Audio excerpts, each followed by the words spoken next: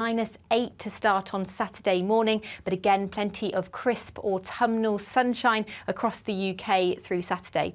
It'll be another frosty start on Sunday, but rain will arrive from the west, giving us a more unsettled start to the new week. Who is it? We're here for the show. Welcome to the Dinosaur Hour with me, John Cleese. I was married to a therapist. And you survived? I thought we were getting Hugh Laurie. Second best. You interviewed Saddam Hussein. What's that like? I was terrified. I'm playing strip poker with these three. Oh! No, thank you. My CDs need to be put in alphabetical order. Are you going to be problematic again? The Dinosaur Hour. Sundays on GBNews. Good afternoon, Britain. Good afternoon, Britain. Join us, Tom and Emily, To find out what's happening in the heart of Westminster. and why it matters to you. Weekdays from midday, we bring you the most compelling stories from across the United Kingdom. And from your doorstep to our inbox, That's right, we want to hear from you, GB News. Britain's news channel. I think the most exciting bit for me is talking to people. People who I think are ignored often by the major news channels. We're going to give news they want to hear. There's a voice there that needs to be heard. I think there's a chance here for a diversity of opinion to be expressed, which you don't find elsewhere. It's really exciting. We don't hold back. We're free to say how decisions that are taken here affects us all around the country. Only on GB News, the People's Channel, Britain's news channel. I'm Michelle Dewberry, and I'm not here to tell you what to think. I'd much rather hear what you have to say. So send in your opinions to gbviews@gbnews.com. Keep them clean, and you never know, I might read them out. With my panel here on Jubes & Co, we debate, we get stuck into the issues of the day on a show where all views are welcome, especially yours. GB News, the People's Channel, Britain's news channel. In the GB Newsroom, we bring you the news as it happens. With our team of dedicated journalists across the UK, we're ready to give you accurate reporting every day. When the news breaks, we'll be there with bulletins on GB News, the People's Channel, Britain's news channel. Your weekend starts here with Friday Night Live with me, Mark Dolan, 8 till 9 on GB News. Big stories, big guests and big laughs as we get you ready for a cracking weekend. That's Friday Night Live with Mark Dolan. Fridays 8 till 9 on GB News. Bring your own drinks. The admission's free. GB News, unlike other broadcasters, isn't obsessed with the London-Westminster bubble. We think there's a nation beyond the M25, and that's why we talk about the issues that matter across the land. Join me on State of the Nation, 8 to 9 o'clock, Monday to Thursday on GB News. Daisy's listening, and you should too.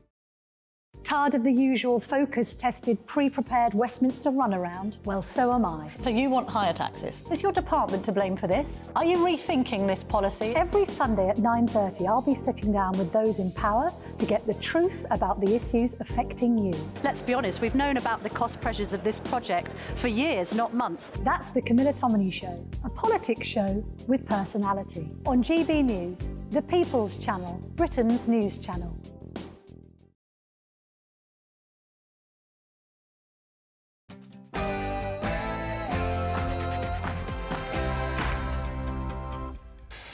Good afternoon, welcome to the show. I'm Martin Daubney. It's 3 p.m. I'm keeping you company for the next 3 hours. Loads on today's show. Top story can only be net migration nightmare for the government as it rockets to 672,000 into the UK.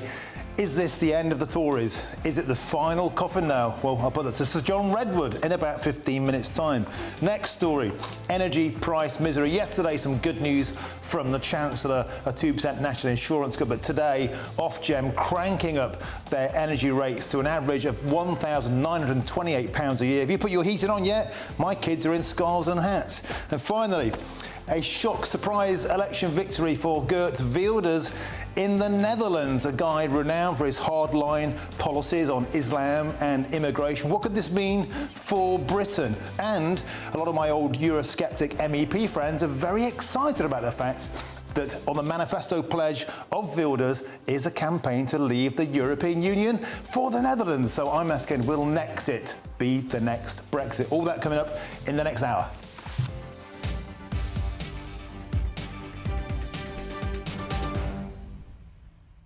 So what do you make of these frankly shocking figures today? 672 net thousand to the UK. We've got a terrible problem with student visas, with dependents, with work visas. Is it over for the Tories? I'll put that to John Redwood soon. And let us know as well about what it means in Holland. Would you like to see the Netherlands leaving the European Union? All of that coming up in the next hour. But first, here's your news headlines with Tamsin Roberts.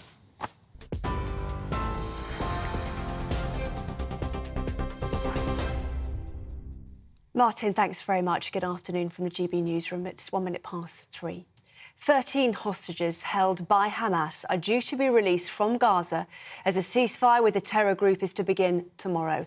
A spokesperson from the Qatar Foreign Ministry said the first group of civilians will be released at 4 o'clock. The beginning of the pause will be 7 a.m. Friday, the 24th of November, and it will last, of course, as agreed, for 4 days, and the first batch of civilians to be released from Gaza will be around 4 p.m. of the same day. They will be 13 in number, all women and children, and those hostages who are from the same families will be put together within the same patch. A Qatari Foreign Ministry spokesperson confirming those details there. Meanwhile, the Foreign Secretary has met with Israeli Prime Minister Benjamin Netanyahu on a visit to the country. Lord Cameron said he wanted to see for himself the communities affected by last month's Hamas attacks, and he hopes all those involved in the truce deal will make it happen. At least 5 people, including 3 children, have been taken to hospital following a suspected stabbing incident in Dublin city centre this afternoon. Reports say emergency services are at the scene, where it appears a number of children may have been attacked on Parnell Square East. The area has now been sealed off and declared a crime scene. More on this story shortly. Downing Street says more measures could be introduced to curb net migration. It comes as new figures showed that legal immigration to the UK hit a new record of 745,000 in the year to December. Most estimates suggest immigration is now slowing, while the number of people leaving the UK is going up. The government says it's working to reduce overall numbers, but Labour leader Sir Keir Starmer says the figure is shockingly high. Represents a failure not just of immigration but also of asylum and of the economy, because within that figure there's a huge increase in work visas, which shows the government hasn't done what it needs to do on skills. Within that number there are a rising number of asylum seekers and disclosure that the hotel bills are going up and up. So this is a failure, immigration, asylum and the economy, and of course it's taxpayers who are picking up the bill. The Business Secretary says there was a fear in some communities that efforts to encourage people to get the COVID vaccine was part of a government conspiracy. Speaking to the COVID inquiry, Kemi Bardnock said some people thought talk of the disproportionate impact the virus had on minorities was actually an attempt to cull the population. She said she became concerned at the government's efforts to keep people informed of the risks were backfiring, with some people deterred from getting vaccinated. The timing of the next general election had no impact on the decision to cut taxes, according to the Chancellor. Jeremy Hunt used the autumn statement yesterday to announce cuts to national insurance. They'll save someone earning £35,000, more than £450 a year. Labour says that crumbling public services and the rising cost of living mean that people don't feel better off. But the Chancellor says the government's plan is working. But the measures that I've taken today are what, more than 200 businesses wrote to me to ask for. The big business organisations like the CBI said it was the single most transformative thing that I could do. They're not particularly crowd pleasers. They're not the tax cuts that are on the tip of everyone's tongues, like an income tax cut or inheritance tax. But they are the things that will make the biggest difference to our long-term competitiveness. Well, despite those tax cuts, energy bills are expected to rise after the energy regulator announced a 5% increase to the price cap. From January, the average household will pay around £94 more over the course of a year, Ofgem says the increase is mostly driven by market instability and global events, including the war in Ukraine. A Eurosceptic could be on track to become the next Prime Minister of the Netherlands. Geert Wilders is leading talks to form a coalition government after his Freedom Party caused upset last night. The right-wing populist has stoked tensions with promises to freeze immigration and slash payments to the EU. But despite his Euroscepticism, he'll have to work with pro-EU parties if he's to form government. This is GB News across the UK on TV, in your car, on digital radio and on your smart speaker by saying play GB News. Now it's back to Martin.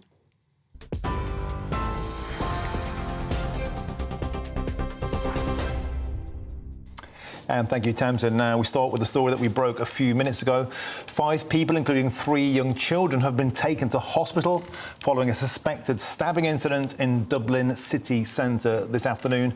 I'm joined now by Home and Security Mark White. Mark, do we know any more details? Can you give us the outline of what's happened? Yeah, this happened just after 2 o'clock, Parnell Square East, with reports of a stabbing incident in that area. We've just had a statement through from Garda, the Irish police. A spokesperson has said 5 casualties have been taken to various hospitals in the Dublin region. The casualties include an adult male, an adult female and 3 young children. It goes on to say 1 child, a girl, has sustained serious injuries.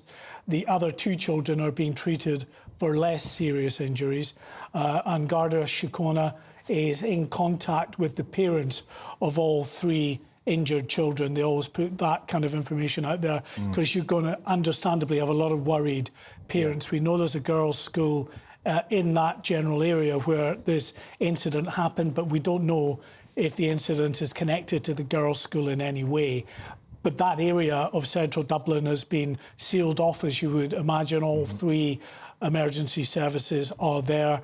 The police at this early stage have not given any kind of indication as to what this incident was sparked from, whether there is any wider risk to the public. There are reports in the Irish media that the alleged assailant may be among those injured, and we don't know how that individual sustained their injuries, if they are indeed amongst those that have been taken to hospital. But a very worrying and serious situation unfolding in Dublin.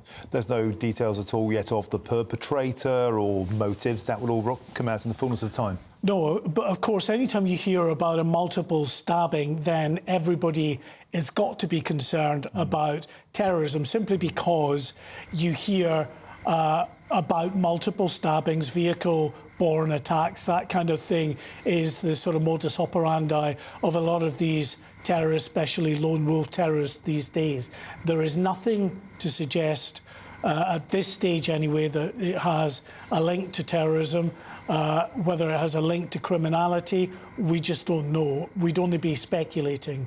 But of course, across Europe at the moment, especially with what is happening in Israel, then there is a heightened sense of concern and alert, really, amongst the police and security services in all of the countries in Western Europe and indeed in the US as well. But we have to just once again stress no indication of a terrorist motivation at all, just the very worrying news that it seems, a multiple stabbing, that 3 children have been injured, 1, a girl, seriously injured, an adult female and an adult male also injured.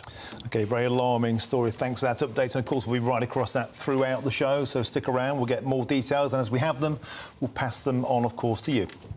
Now, to the next story, to soaring net migration figures. It turns out net migration has actually gone down to 672,000, but only because the figure for the previous year has been revised to show that net migration actually hit a record level last year of 745,000.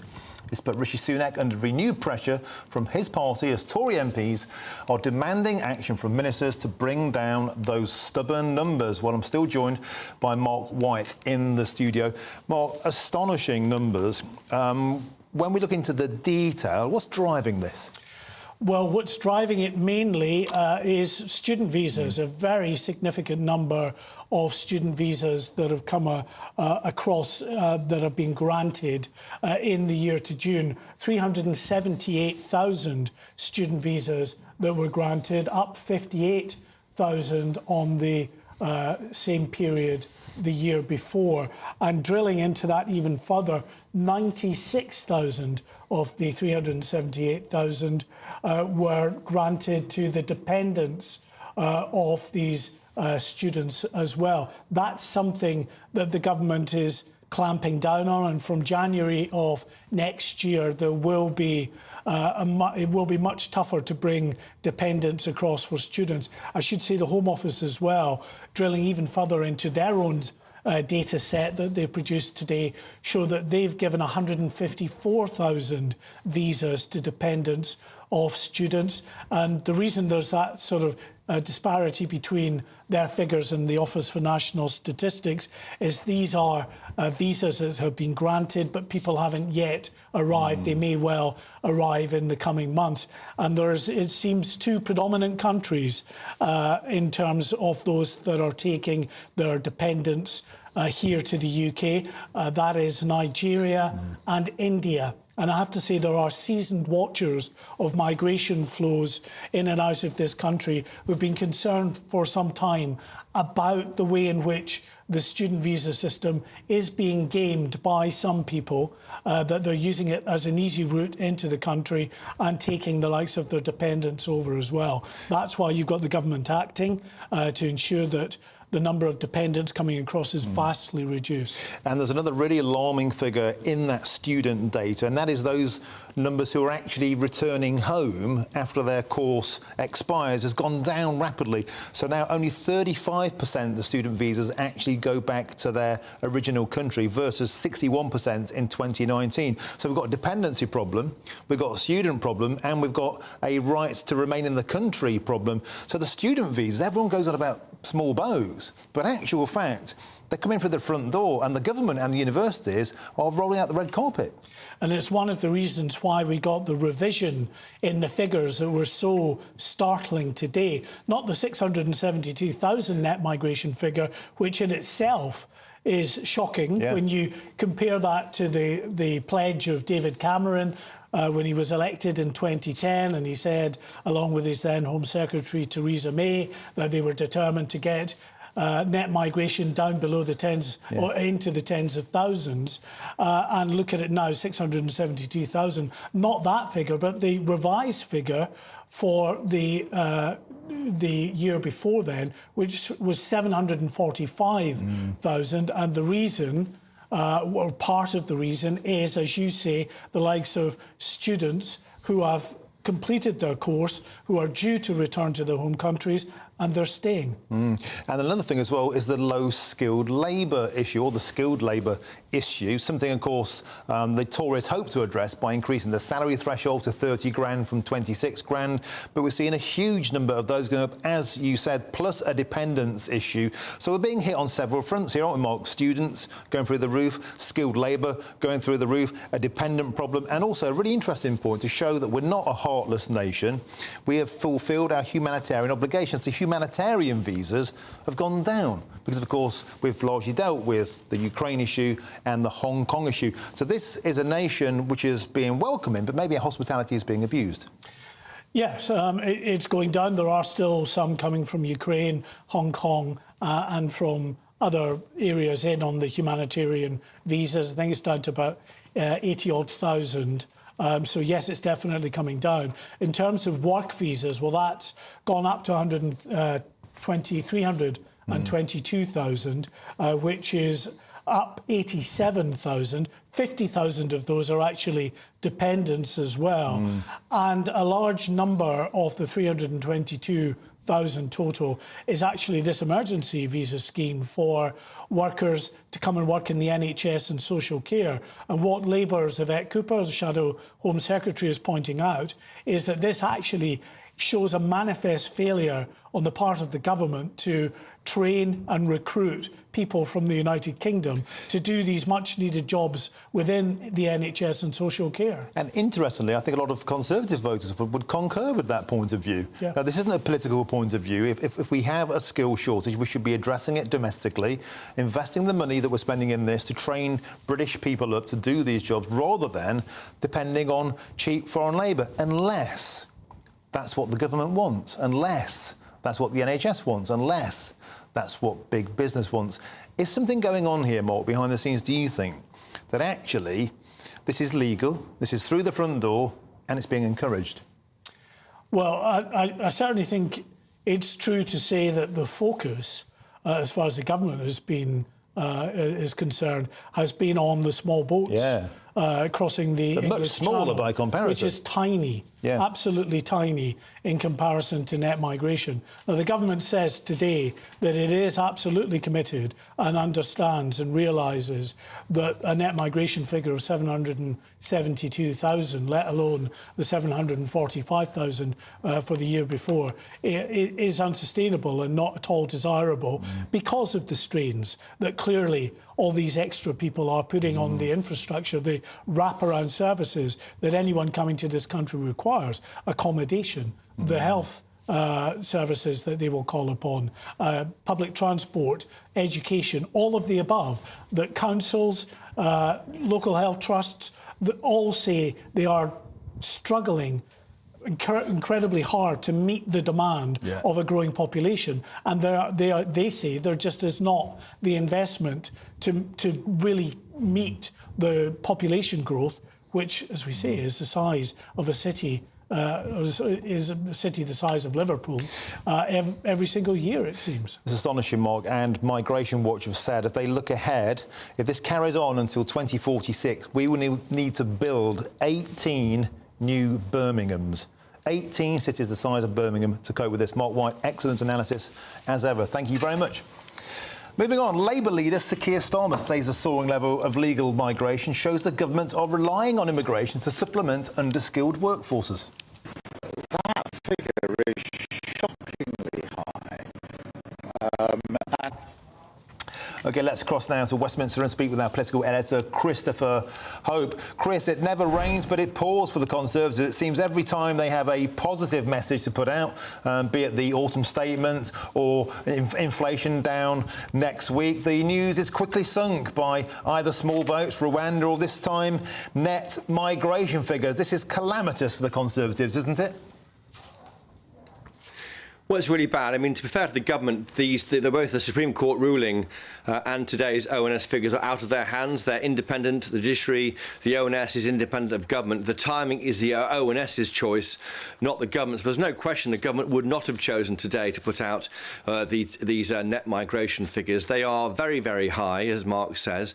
1.2 million people arriving here net in the 2 years to June 2023, and that figure could be revised upwards as the figure for the calendar year 2022 was. So we'll wait and see how that one ends up. This is not where the government's meant to be in politics. The government came in, the Tories won their election in 2019, pledging to bring down net migration. Well, it's going up. It's 3 times more than it was in 2019. There are factors, of course, as Mark says. There's Hong Kong, there's Ukraine, there's humanitarian corridors, of course, which are appropriately being used. But the big issue is, why is the government allowing this many net migrants to arrive here? Because, of course, small boats is not controllable. It's hard to control. Forgive me, hard to control, but you know, and they're working hard to control it. That's low tens of thousands. This is hundreds of thousands of people arriving through the front door, allowed by this government on their watch. It's causing real concern on the right of the party. Earlier I spoke to Danny Kruger, who's the chairman of the New Conservative Group, and also Sir John Hayes, who's chairman of the Common Sense Group of Tory MPs. This is a significant cohort of right-wing Tories, and these interviews are an indication of the fury privately behind closed doors. Let's hear what they had to say. It was our manifesto pledge that we would bring numbers down. We've seen them treble in the last 4 years. It's totally unacceptable. If we're to look the voters in the eye at the election next year, we've got to deliver on that promise. And the idea that we should have had net migration of 1.3 million over 2 years is unsustainable, unacceptable, and frankly, the public won't wear it any longer. the public won't wear it any longer. That's Sir John Hayes, the last speaker there from the Common Sense Group. That's around 60 Tory MPs. The first person there, Danny Kruger, about 20 Tory MPs. It's a significant number of Tory MPs are increasingly cross and frustrated. There are letters going in tonight from the Common Sense Group to Rishi Sunak, the Prime Minister, urging him to get a grip. I mean, Yvette Cooper is right, as you were saying. Many people would agree with Yvette Cooper. Even the Tories might agree with Yvette Cooper. Why can't Brits do these jobs? Why are we importing labour when so many people are sitting on benefits? The government gets that, but the pace of dealing with it is far too slow for many people, and time is running out for the next election, I think, for the Tory party. Well, Chris Hope, the new Conservative movement of today, said this is do or die for the Conservatives, and it has to be said, if you look at the Conservative message boards today, the Daily Telegraph, the Express, the Mail, there's huge exasperation from Conservative voters, and they really feel, a lot of them, that the figures out today, Chris, are what they are calling the final nail in the coffin for this Conservative government. Well, that's right. I mean, there might be more figures coming out in a year's time on the eve of a general election, don't forget. But yeah, that's totally right. Many people who voted for Brexit back in 2016 was all about controlling our borders. The idea of leaving European Union was to allow our borders to be controlled better, so you don't have so many people arriving, 1.2 million people arriving here in 2 years. Everyone knows that there's a shortage in housing. Everyone knows how stressed public services are, certainly in the southeast of England. And for this many people to arrive, it's hard to cope with, and that's part of the problem. And whether that's understood by government, I'm not sure. They say the figures are too big, too great in the briefings they've given us today, but what are they doing about it? There's been 13 years of this Tory government, and they have failed to grip this problem. David Cameron said in 2010 he wanted to get down to tens of thousands. Well, we are miles away from that, and that's a big political problem for the Tory party. OK, thank you, Chris Hope, for that update. Bleak outlook there. Well, we're joined now by the Conservative MP, Sir John Redwood. Thank you very much, John, for joining us, Sir John, on the show. It's always a pleasure to speak to you. These figures on net migration make for sobering reading. New Conservatives saying it's do or die time for the Conservatives. How do you react to that? Well, I think these figures are very bad. We are inviting far too many people in, and it will be extremely expensive. And we're not able to provide the good housing and the good facilities they need.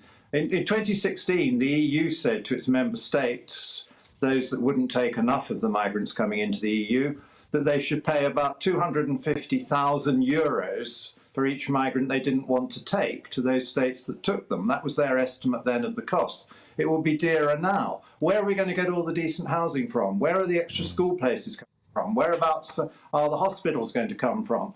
Costs $500 million to build a hospital. You need to build a couple of new hospitals every year. It costs, $250,000 or so to build a social housing unit for a person or a family. Where are we going to get all those from? They've got to be realistic. So I say to the government, don't give so many permits for people to come here to work, and don't give so many permits for the families of students. Yeah, and Sir John, I think you've hit the nail on the head. Certainly, there's a massive problem with students in these figures. I mean, the numbers are stark. 378,000 visas granted, up 58,000, including almost 100,000 dependents. And furthermore, 65% of those visas stay in the country after their course has terminated. Do you think there's a problem we have with universities becoming, in a sense, a kind of legalised way in through the front door, and then people just stay forever with their families, and it's placing a huge strain on British public services, and we have a university problem? Yes, and I think the government has got the powers to change that. The universities can offer services for those that can get legal grants, but I really don't think we should let so many people in with dependents because of the huge costs, and because you want them to have a good experience of Britain, and it's just creating so much crowding. And we are way behind on building the homes and the hospitals and the school places we need in the areas under pressure. But then, Sir John, we have this other issue with universities, and that is because they ostensibly became a business in the Blair years as soon as tuition fees came in, and we all know that overseas students pay more, and therefore the universities court them and actively encourage them to come. And so long as that system is in place, this is no more than a legalised front to get people from Nigeria, people from India into the country with their dependents, with their family, and then they don't leave. Well, I think that's going a bit far in how you describe it. I think as long as they're offering legitimate courses, that is what universities do, which is why governments have to decide whether that is in the national interest or whether there are other outweighing social problems and costs. But you also need to get the government to tackle how many people are coming in to do low-wage jobs. It may well be good for the employers because it's a low-wage member of staff rather than paying a bit more to get somebody who's already settled here. But it's very expensive for the taxpayer because it's the taxpayer who has to provide the capital, to provide the additional housing and to provide the extra school places. And it's £20,000 or so a pop to provide a school place with a new primary or secondary school. And it's hundreds of millions to provide a new hospital. And if you invite in 500,000 or more a year, you need a lot of schools and hospitals to make provision for them. And so, John, part of the issue, of course, is who do we get to staff those hospitals? And we've seen today the low-skilled labour, the skilled labour visas, a huge amount of them are workers for the NHS. And I think we can all agree, whatever your political stripes, if we need those vacancies filled, surely the sensible solution, the common sense solution that's best for Britain is to train our own nurses and our own doctors rather than brain draining the best talent away from places like India. So what can we do to address that issue? Well, agreed, and the government is now saying it's addressing that issue, and it obviously takes a bit of time to train the expertise of a fully trained nurse or doctor, but it isn't so difficult to train people in other supporting roles, and those are the ones where we're getting a lot of people in that we could replace by paying a decent rate of pay to somebody to do it locally. But also, you need many more nurses and doctors and care workers if you keep inviting in so many extra people into the country. That's what I'm pointing out. You're chasing your own tail with this system, because if you have another 1 million people here, you need an awful lot more care workers and doctors and nurses and teachers in order to provide for them. And so, John, some crumbs of comfort in today's data. Humanitarian visas are 9% down, and that's largely because, of course, the UK was very welcoming and very humane in its treatment of refugees fleeing Ukraine and also Hong Kong. So some good news on that front, at least. Well, let's hope that means we've done our decent thing and there aren't so many people needing our help. But they are a very small minority. The two really big categories are people coming in to do low-paid work and the people coming in as students with dependents, and they are the ones that the government needs to address urgently. And we're still getting extra people in from the EU, although I seem to remember before Brexit we were told that everybody would flee and we'd have the opposite problem of not enough people. So, John Redwood, it's always a pleasure. Thanks for joining us. And I love the way you just slipped in Brexit at the end. And I expect no less. Thanks for joining us here on GB News. It's always a pleasure. OK, we start with a story that we broke a few minutes ago, and that is 5 people. Now, we're moving on. Yesterday, I told you that 1 in 4 adults have struggled to pay their energy bills in the past 3 months. Well, I'm afraid I've got more bad news on that story after the break, because the energy price has been increased. I'm Martin Daubney on GB News, and we are Britain's news channel.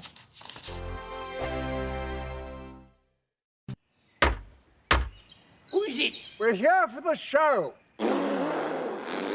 Welcome to the Dinosaur Hour with me, John Cleese. I was married to a therapist. And you survived? I thought we were getting Hugh Laurie. Second best. You interviewed Saddam Hussein. What's that like? I was terrified. I'm playing strip poker with these 3. Oh! No, thank you. My CDs need to be put in alphabetical order. Are you going to be problematic again? The Dinosaur Hour. Sundays on GB News. Good afternoon, Britain. Good afternoon, Britain. Join us, Tom and Emily, To find out what's happening in the heart of Westminster. and why it matters to you. Weekdays from midday, we bring you the most compelling stories from across the United Kingdom. And from your doorstep to our inbox. That's right, we want to hear from you. GB News. Britain's news channel. I think the most exciting bit for me is talking to people. People who I think are ignored often by the major news channels. We're going to give news they want to hear. There's a voice there that needs to be heard. I think there's a chance here for a diversity of opinion to be expressed, which you don't find elsewhere. It's really exciting. We don't hold back. We're free to say how decisions that are taken here affect us all around the country. Only on GB News, the People's Channel, Britain's news channel. I'm Michelle Dewberry, and I'm not here to tell you what to think. I'd much rather hear what you have to say. So send in your opinions to gbviews@gbnews.com. Keep them clean, and you never know, I might read them out. With my panel here on Jubes & Co, we debate, we get stuck into the issues of the day on a show where all views are welcome, especially yours. GB News, the People's Channel, Britain's news channel. In the GB Newsroom, we bring you the news as it happens. With our team of dedicated journalists across the UK, we're ready to give you accurate reporting every day. When the news breaks, we'll be there with bulletins on GB News, the People's Channel, Britain's news channel. Your weekend starts here with Friday Night Live with me, Mark Dolan, 8 till 9 on GB News. Big stories, big guests and big laughs as we get you ready for a cracking weekend. That's Friday Night Live with Mark Dolan, Fridays 8 till 9 on GB News. Bring your own drinks, the admission's free. GB News, unlike other broadcasters, isn't obsessed with the London-Westminster bubble. We think there's a nation beyond the M25, and that's why we talk about the issues that matter across the land. Join me on State of the Nation, 8 to 9 o'clock, Monday to Thursday on GB News. Daisy's listening, and you should too. Tired of the usual focus-tested, pre-prepared Westminster runaround? Well, so am I. So you want higher taxes? Is your department to blame for this? Are you rethinking this policy? Every Sunday at 9:30, I'll be sitting down with those in power to get the truth about the issues affecting you. Let's be honest, we've known about the cost pressures of this project for years, not months. That's the Camilla Tominey Show, a politics show with personality. On GB News, the People's Channel, Britain's news channel.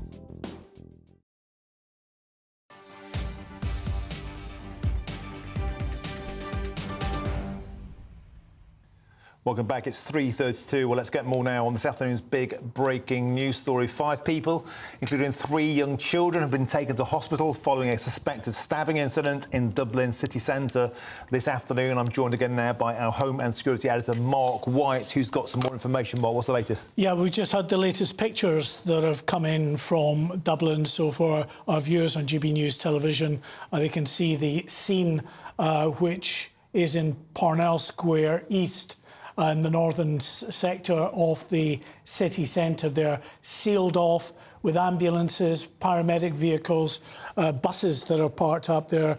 No vehicles are going anywhere around there at the moment as the emergency services deal with the aftermath of this incident.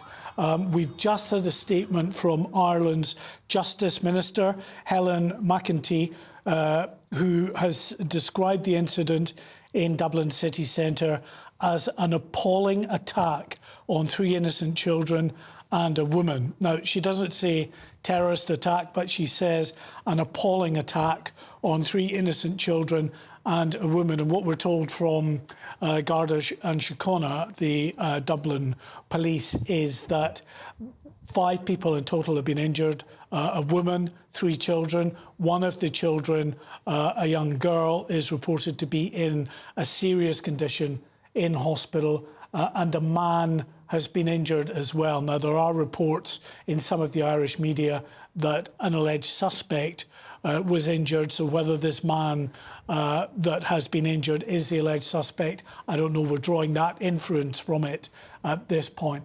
Of course, there is always concern with a multiple stabbing attack like this, that it could be linked to terror. Well, we've heard the Justice Minister describe it as an attack, but nothing from the Irish police as to what the motivation for this apparent attack was at this stage. But those are the first pictures in giving a real indication of the very significant emergency service response to this unfolding incident in Dublin city centre. And there are no more specific details yet, Mark, around the perpetrator, the sex of the perpetrator, anything at all?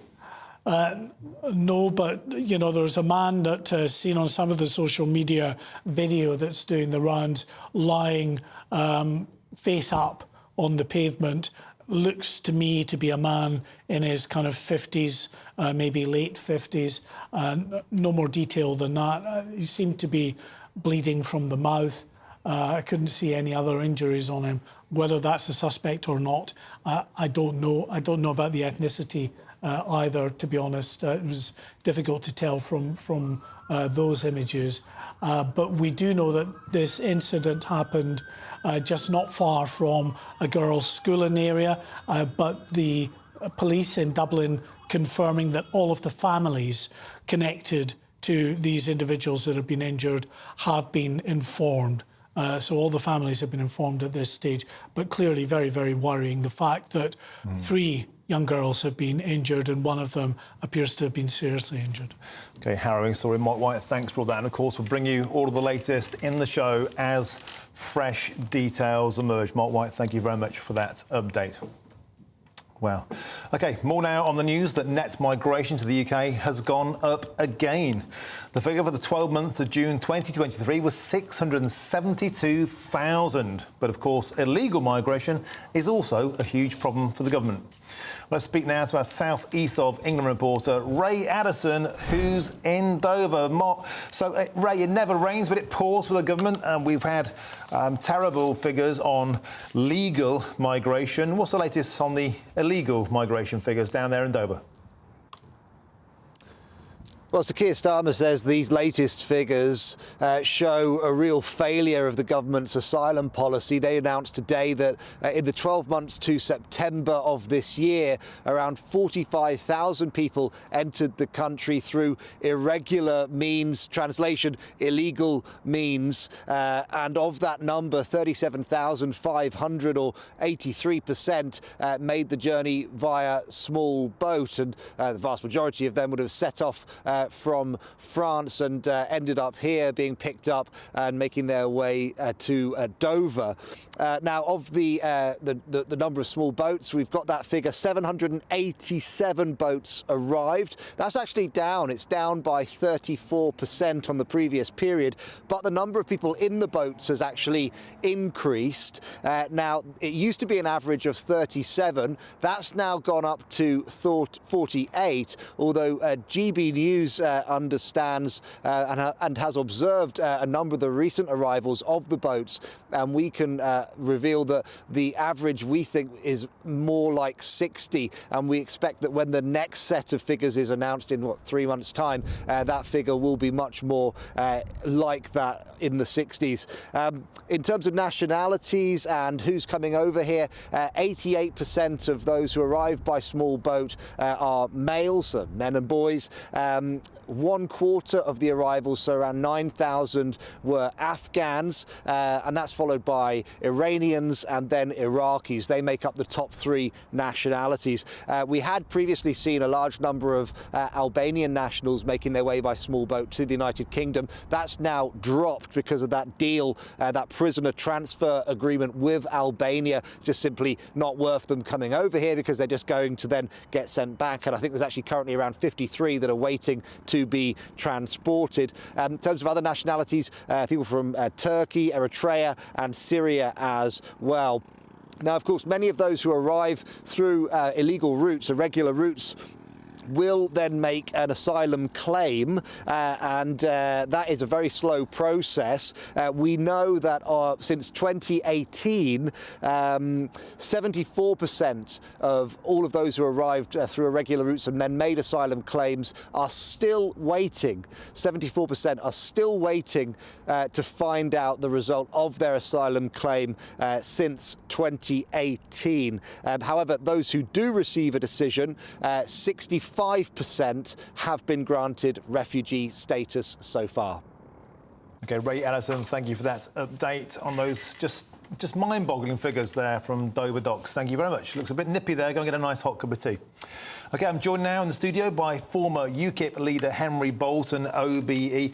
Henry, we obsess with small boats, rightly so. A lot of people are very concerned because something tangible, something we can see, something that's so blatantly unfair. But actually, today's figures, the legal migration through the front door, so to speak, that's the real issue.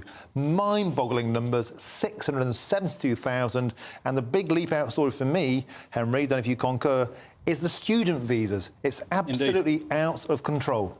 Record figures on students and on student dependents. Now, you know, For the life of me, I cannot see the justification as to why a student who comes to this country needs to bring a family member with them.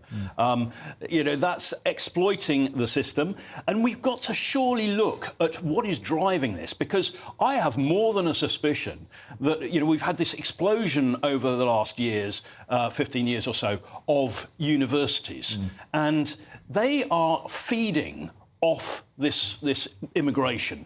They are making it's a commercial enterprise. This isn't about educating the British people. This is about businesses in the form of universities sponsoring people to come over as students and their dependents. And of course then it's government policy that is allowing them to remain, both the dependents and the students, in many cases, beyond the period of study. So this is a money spinner, this is a money maker. And also, if you look at care homes and care staff, because that's a large proportion of the low-skilled workers who are coming across, well, why are we not, as a nation, paying our care home staff sufficient salaries in sufficiently good conditions, as you would expect in any other area of work, to be able to attract British staff? Yes. And the agency staff coming in that are being brought in through the immigration system on low-skilled visas are, in fact, very rarely trained in how to do the medication, how to look after and care for these people. And, you know, again, it is a money-making machine for these agencies. So, and if I may, Martin, before you come up with another point, on the numbers, because I hear so often, well, you know, these people, they contribute to society. Well, first of all, the ONS has now put the kibosh on that idea. But even if that's the case, these numbers over the last 2 years total slightly more than twice the size of the city of Bristol. Bristol has 65 GP surgeries, 6 hospitals, 4 specialist clinics, 13 police stations, 141 care homes, 132 primary schools and 50 secondary schools. Now, we need double in the period of time, in the last 24 months, we should to have matched the infrastructure to the increase in people. We should have built twice of all of that, trained the staff for 282 care homes and so on, for 100 secondary schools. Of course, that's impossible. This, quite simply, is not sustainable, and it's been allowed by a Conservative government that stood on a manifesto of reducing net immigration. The British people have been lied to by a party that, quite frankly, is now centrist rather than Conservative. Now, in defence of those coming over on student visas, that they would say that they pay a lot of money to come here because, of course, they pay a premium in terms of the tuition fees versus a British student. And historically, the debate went, they come here, they learn, they get a job, and they pay tax and they contribute, and that's great, and everyone can agree that's a good thing. But one alarming figure that's leapt out today, Henry, is that the number of people who go home after completing a course has plummeted. So historically, it was 61% in 2019 went back to their host country, the biggest net countries coming in being Nigeria and India. But now it's plummeted down. 65% remain here. So there's a concern of overstay, and if they're trained, if they're well educated, if they're paying tax, no problem. But with their dependents, 96,000, we have a huge issue here.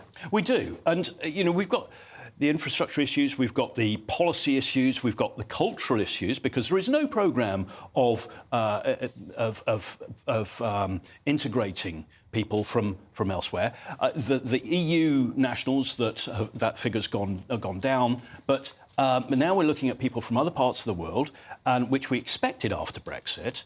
We did expect there to be a shift in that balance with fewer EU nationals, but there is no effort to integrate these people into our society. So not only are you challenging the infrastructure, not only are you challenging the sheer efficacy of the commercial sort of skewing that this does in care work and education and so on, but you're also challenging the society's ability to deal with that change. Can I interject? What would you say to people who said, well, we need people, we need 322,000 people on skilled labour visas because Brits simply don't want to do the work. They don't want to be care workers. They don't want to be nurses. They don't want to do those low-paid jobs. Therefore, we need them. That's what defendants of this would say. What's your response to that? Twofold, Martin. One is, in most countries in the world, if you study to be a nurse, for example, you do not need to pay for it. Your state will pay for it. So, for example, if you come from the Philippines state will, the state of the Philippines will pay for your training. But here, you have to pay. So you end up with a student loan. And so we've got to address how we train these people, point one. But point two is, and we touched on this already, it is a money-making machine for the agencies that bring people across. So a care worker, a care agency, for example, would be paid more per hour per person that it provides than they will pay to than a British care worker gets, or that they will pass on to their agency worker. So, and therefore, you can see that agency is making money, and yet we've got a government that is prepared to, if you like, fund that through county councils and so on, indirectly, rather than invest that money in providing the conditions and the salaries for British staff to do those jobs. So what can be done about all of this? I mean, we seem to have this conversation every year. It seems seems to be going in the wrong direction, and that is upwards for many people. What can we do? We have this conversation every year. It's like a broken record. It is. Look, Martin, I have to believe, and I do believe, that this is a matter of will and ability. Either the government doesn't care, or the government doesn't have the ability to manage the process and drive the machinery of government to do what it wants. Okay. And either way, we're as a country seriously in a bad place. And Labour won't be any better either. Okay. We've got a problem with our political class. Henry Bolton, OBE, thank you very much for joining us on this topic. OK, as the dust settles on the autumn statement, the big question is, would it help the Tories win the next election? Well, we've gone to a red wall seat to find out. I'm Martin Daubney on GB News, Britain's news channel.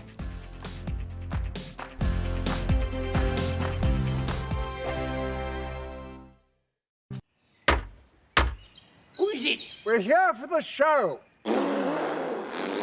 Welcome to the Dinosaur Hour with me, John Cleese.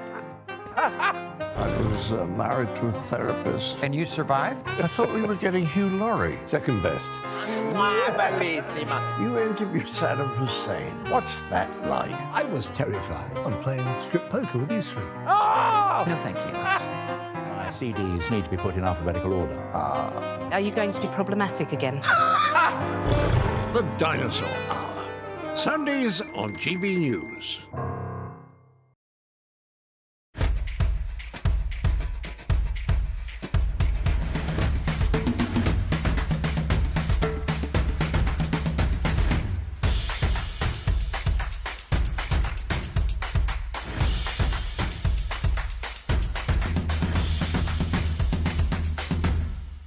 Wake up to the headlines with Headliners every morning at 5 a.m. We treat you to the day's biggest stories before anyone else, 7 days a week. You can catch up on everything you need to know before you've even had your kippers. Headliners every morning at 5 a.m. only on GB News, the People's Channel, Britain's news channel. GB News, unlike other broadcasters, isn't obsessed with the London-Westminster bubble. We think there's a nation beyond the M25, and that's why we talk about the issues that matter across the land. Join me on State of the Nation, 8 to 9 o'clock, Monday to Thursday, on GB News. Daisy's listening, and you should too. I think the most exciting bit for me is talking to people. People who I think are ignored often by the major news channels. We're going to give news they want to hear. There's a voice there that needs to be heard. I think there's a chance here for a diversity of opinion to be expressed, which you don't find elsewhere. It's really exciting. We don't hold back. We're free to say how decisions that are taken here affect us all around the country. Only on GB News, the People's Channel, Britain's news channel. There's only 3 people you can trust in life. Your doctor, your lawyer, and your nana. I'm not sure. So join me, Nana Aquia, at 3 p.m. every Saturday and Sunday, where we discuss the biggest topics of the weekend. Be ready for battle. Could you be quiet? What is this? It's on your teeth. It's on your teeth. I don't bite. Well, not without a good reason. Always honest, always fun. Every weekend at 3 p.m. on GB News, the People's Channel, Britain's news channel. Your weekend starts here with Friday Night Live with me, Mark Dolan, 8 till 9 on GB News. Big stories, big guests and big laughs as we get you ready for a cracking weekend. That's Friday Night Live with Mark Dolan. Fridays 8 till 9 on GB News. Bring your own drinks. The admission's free. Tired of the usual focus-tested, pre-prepared Westminster runaround? Well, so am I. So you want higher taxes? Is your department to blame for this? Are you rethinking this policy? Every Sunday at 9:30, I'll be sitting down with those in power to get the truth about the issues affecting you. Let's be honest, we've known about the cost pressures of this project for years, not months. That's the Camilla Tominey Show, a politics show with personality. On GB News, the People's Channel, Britain's news channel.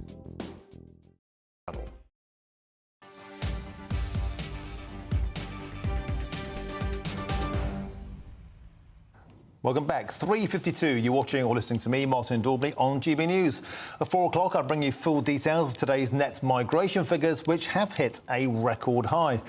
Well, yesterday I told you that 1 in 4 adults have struggled to pay their energy bills in the last 3 months. And there's more bad news today. The average household energy bill will rise by 94 quid a year from January after energy regulator Ofgem increased its price cap in response to rising wholesale prices. Well, joining me now in the studio is GB News economics and business editor Liam Halligan with On the Money. So, Liam, yesterday we had some good news. It lasted all of 24 hours, and here we go again. Get ready for a price hike on your gas and lecky. That's right. So Ofgem, the energy regulator, it puts a cap, not on the bill that you pay, it puts a cap on the unit cost of combined gas and electricity. Trust me on this.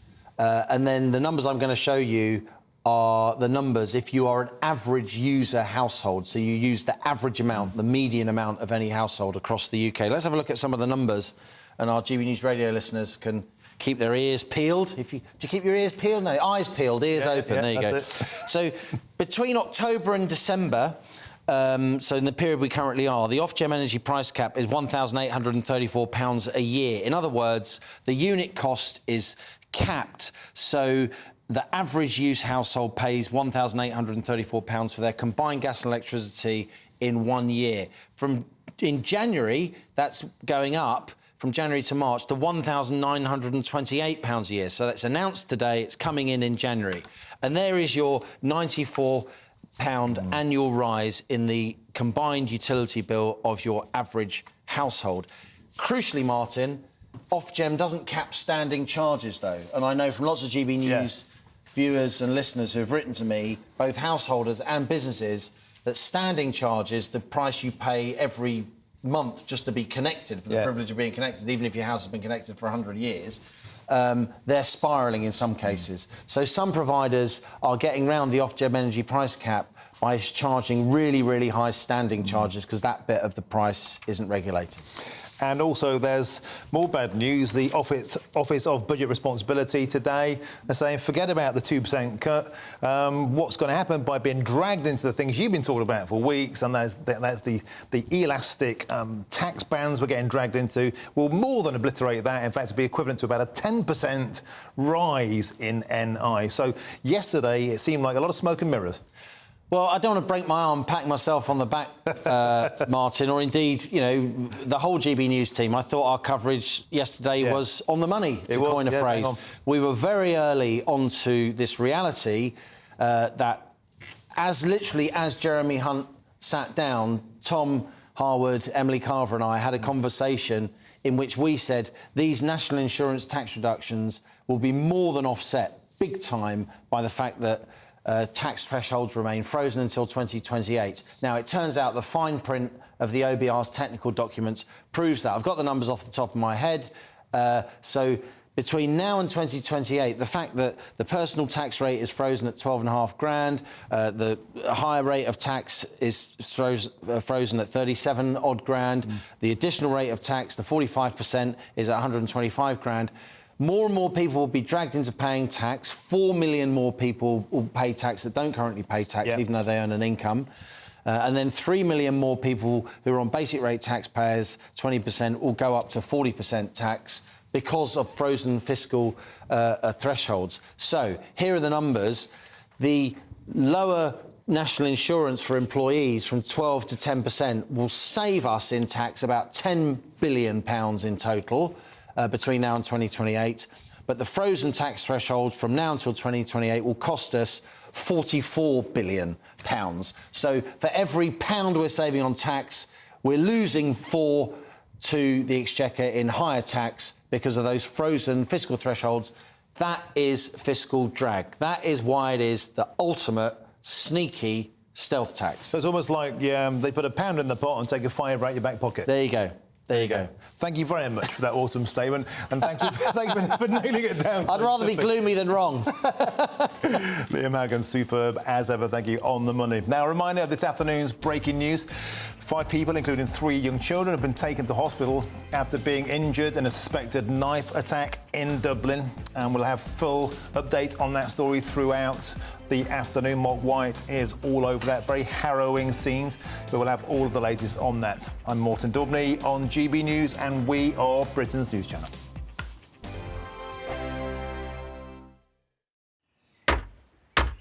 Who is it? We're here for the show. Welcome to the Dinosaur Hour with me, John Cleese. I was married to a therapist. And you survived? I thought we were getting Hugh Laurie. Second best. You interviewed Saddam Hussein. What's that like? I was terrified. I'm playing strip poker with these three. Oh! No, thank you. My CDs need to be put in alphabetical order. Are you going to be problematic again? The Dinosaur Hour. Sundays on GB News. Good afternoon, Britain. Good afternoon, Britain. Join us, Tom and Emily, To find out what's happening in the heart of Westminster. and why it matters to you. Weekdays from midday, we bring you the most compelling stories from across the United Kingdom. And from your doorstep to our inbox, That's right, we want to hear from you, GB News. Britain's news channel. I think the most exciting bit for me is talking to people. People who I think are ignored often by the major news channels. We're going to give news they want to hear. There's a voice there that needs to be heard. I think there's a chance here for a diversity of opinion to be expressed, which you don't find elsewhere. It's really exciting. We don't hold back. We're free to say how decisions that are taken here affects us all around the country. Only on GB News, the People's Channel, Britain's news channel. I'm Michelle Dewberry, and I'm not here to tell you what to think. I'd much rather hear what you have to say. So send in your opinions to gbviews@gbnews.com. Keep them clean, and you never know, I might read them out. With my panel here on Jubes & Co, we debate, we get stuck into the issues of the day on a show where all views are welcome, especially yours. GB News, the People's Channel, Britain's news channel. In the GB Newsroom, we bring you the news as it happens. With our team of dedicated journalists across the UK, we're ready to give you accurate reporting every day. When the news breaks, we'll be there with bulletins on GB News, the People's Channel, Britain's news channel. Your weekend starts here with Friday Night Live with me, Mark Dolan, 8 till 9 on GB News. Big stories, big guests and big laughs as we get you ready for a cracking weekend. That's Friday Night Live with Mark Dolan. Fridays 8 till 9 on GB News. Bring your own drinks. The admission's free. GB News, unlike other broadcasters, isn't obsessed with the London-Westminster bubble. We think there's a nation beyond the M25, and that's why we talk about the issues that matter across the land. Join me on State of the Nation, 8 to 9 o'clock, Monday to Thursday on GB News. Daisy's listening, and you should too.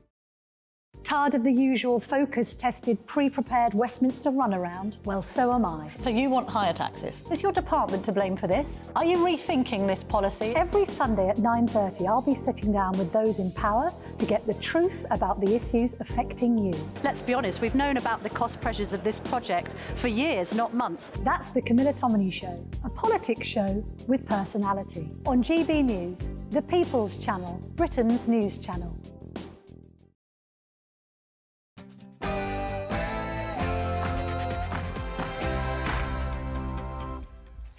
Good afternoon, welcome to GB News. It's 4 p.m. You're joining me, Martin Daubney. I'm here for the next 2 hours to keep you company. Coming up on today's show, they'll have the latest on the Dublin stabbing incident. 5 people stabbed, including 3 school children near to a school in Dublin. Mark White, our Homeland Security editor, will have all of the latest on this breaking story. Next, net migration figures out today. A bumper 672 net thousand coming to the UK, including record amounts of student visas, dependents and skilled workers. We'll ask, is this the final nail in the coffin for the Conservative Party? And energy price misery. Yesterday, the Chancellor gave us a few £100 through NI. Today, it's been taken away as Ofgem scraps its price cap, which means £1,928 per year for the average household. The good Lord giveth, the good Lord taketh away. I say, buy an electric blanket. That's all coming up in the next hour.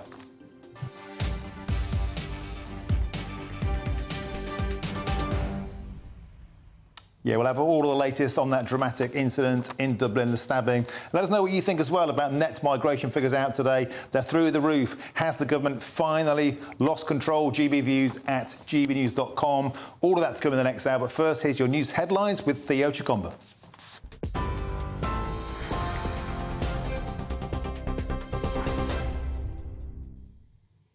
Good afternoon. It's 1 minute past 4. I'm Theo Chikomba in the GB newsroom.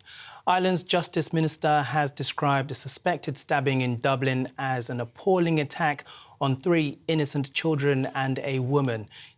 Taoiseach Leo Varadkar says police have detained a suspect following the incident in the city centre and that his thoughts and prayers are with the victims and their families. The Deputy Premier thanked emergency services who responded so quickly. 5 people have been taken to hospital. Emergency services are at the crime scene on Parnell Square East. 13 hostages held by Hamas are due to be released from Gaza as a temporary ceasefire with the terror group is to begin tomorrow. A spokesperson from the Qatar Foreign Ministry said the first group of civilians will be released at 4 o'clock. The beginning of the pause will be 7 a.m. Friday, the 24th of November, and it will last, of course, as agreed, for 4 days. And the first batch of civilians to be released from Gaza will be around 4 p.m. of the same day. They will be 13 in number, all women and children, and those hostages who are from the same families will be put together within the same patch. Meanwhile, the Foreign Secretary has met with Israel Prime Minister Benjamin Netanyahu on a visit to the country. Lord Cameron said he wanted to see for himself the communities affected by last month's Hamas attacks, and he hopes all those involved in the truce deal will make it happen. Downing Street says more measures could be introduced to curb net migration. It comes as new figures showed that legal migration to the UK hit a new record of 745,000 in the year to December. Most estimates suggest immigration is now slowing, while the number of people leaving the UK is going up. The government says it's working to reduce overall numbers, but Labour leader Sir Keir Starmer says the figure is shockingly high. Represents a failure not just of immigration but also of asylum and of the economy, because within that figure there's a huge increase in work visas, which shows the government hasn't done what it needs to do on skills. Within that number there are a rising number of asylum seekers and disclosure that the hotel bills are going up and up. So this is a failure, immigration, asylum and the economy, and of course it's taxpayers who are picking up the bill. The Business Secretary says there was a fear in some communities that efforts to encourage people to get the COVID vaccine was part of a government conspiracy. Speaking at the COVID inquiry, Kemi Badenoch said some people thought the talk of disproportionate impact the virus had on minorities was actually an attempt to cull the population. She said that she became concerned that the government's efforts to keep people informed of the risks were backfiring, with some people deterred from getting vaccinated.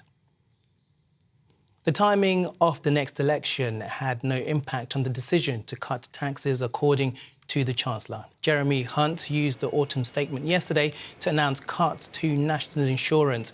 They'll save someone earning £35,000 more than £450 a year. Labour says that crumbling public services and the rising cost of living mean that people don't feel better off. But the Chancellor says the government's plan is working. But the measures that I've taken today are what, more than 200 businesses wrote to me to ask for. The big business organisations like the CBI said it was the single most transformative thing that I could do. They're not particularly crowd pleasers. They're not the tax cuts that are on the tip of everyone's tongues, like an income tax cut or inheritance tax. But they are the things that will make the biggest difference to our long-term competitiveness. Despite those tax cuts, energy bills are expected to rise after the energy regulator announced a 5% increase to the price cap. From January, the average household will now pay around £94 more over the course of a year. Ofgem says the increase is mostly driven by market instability and global events, including the war in Ukraine. A Eurosceptic could be on track to become the next Prime Minister of the Netherlands. Geert Wilders is leading talks to form a coalition government after his Freedom Party caused upset last night. The right-wing populist has stoked tensions with promises to freeze immigration and slash payments to the EU. But despite his Euroscepticism, he'll have to work with pro-EU parties if he's to form a government. This is GB News across the UK, on TV, in your car, on digital radio and on your smart speaker by saying play GB News. Now back to Martin.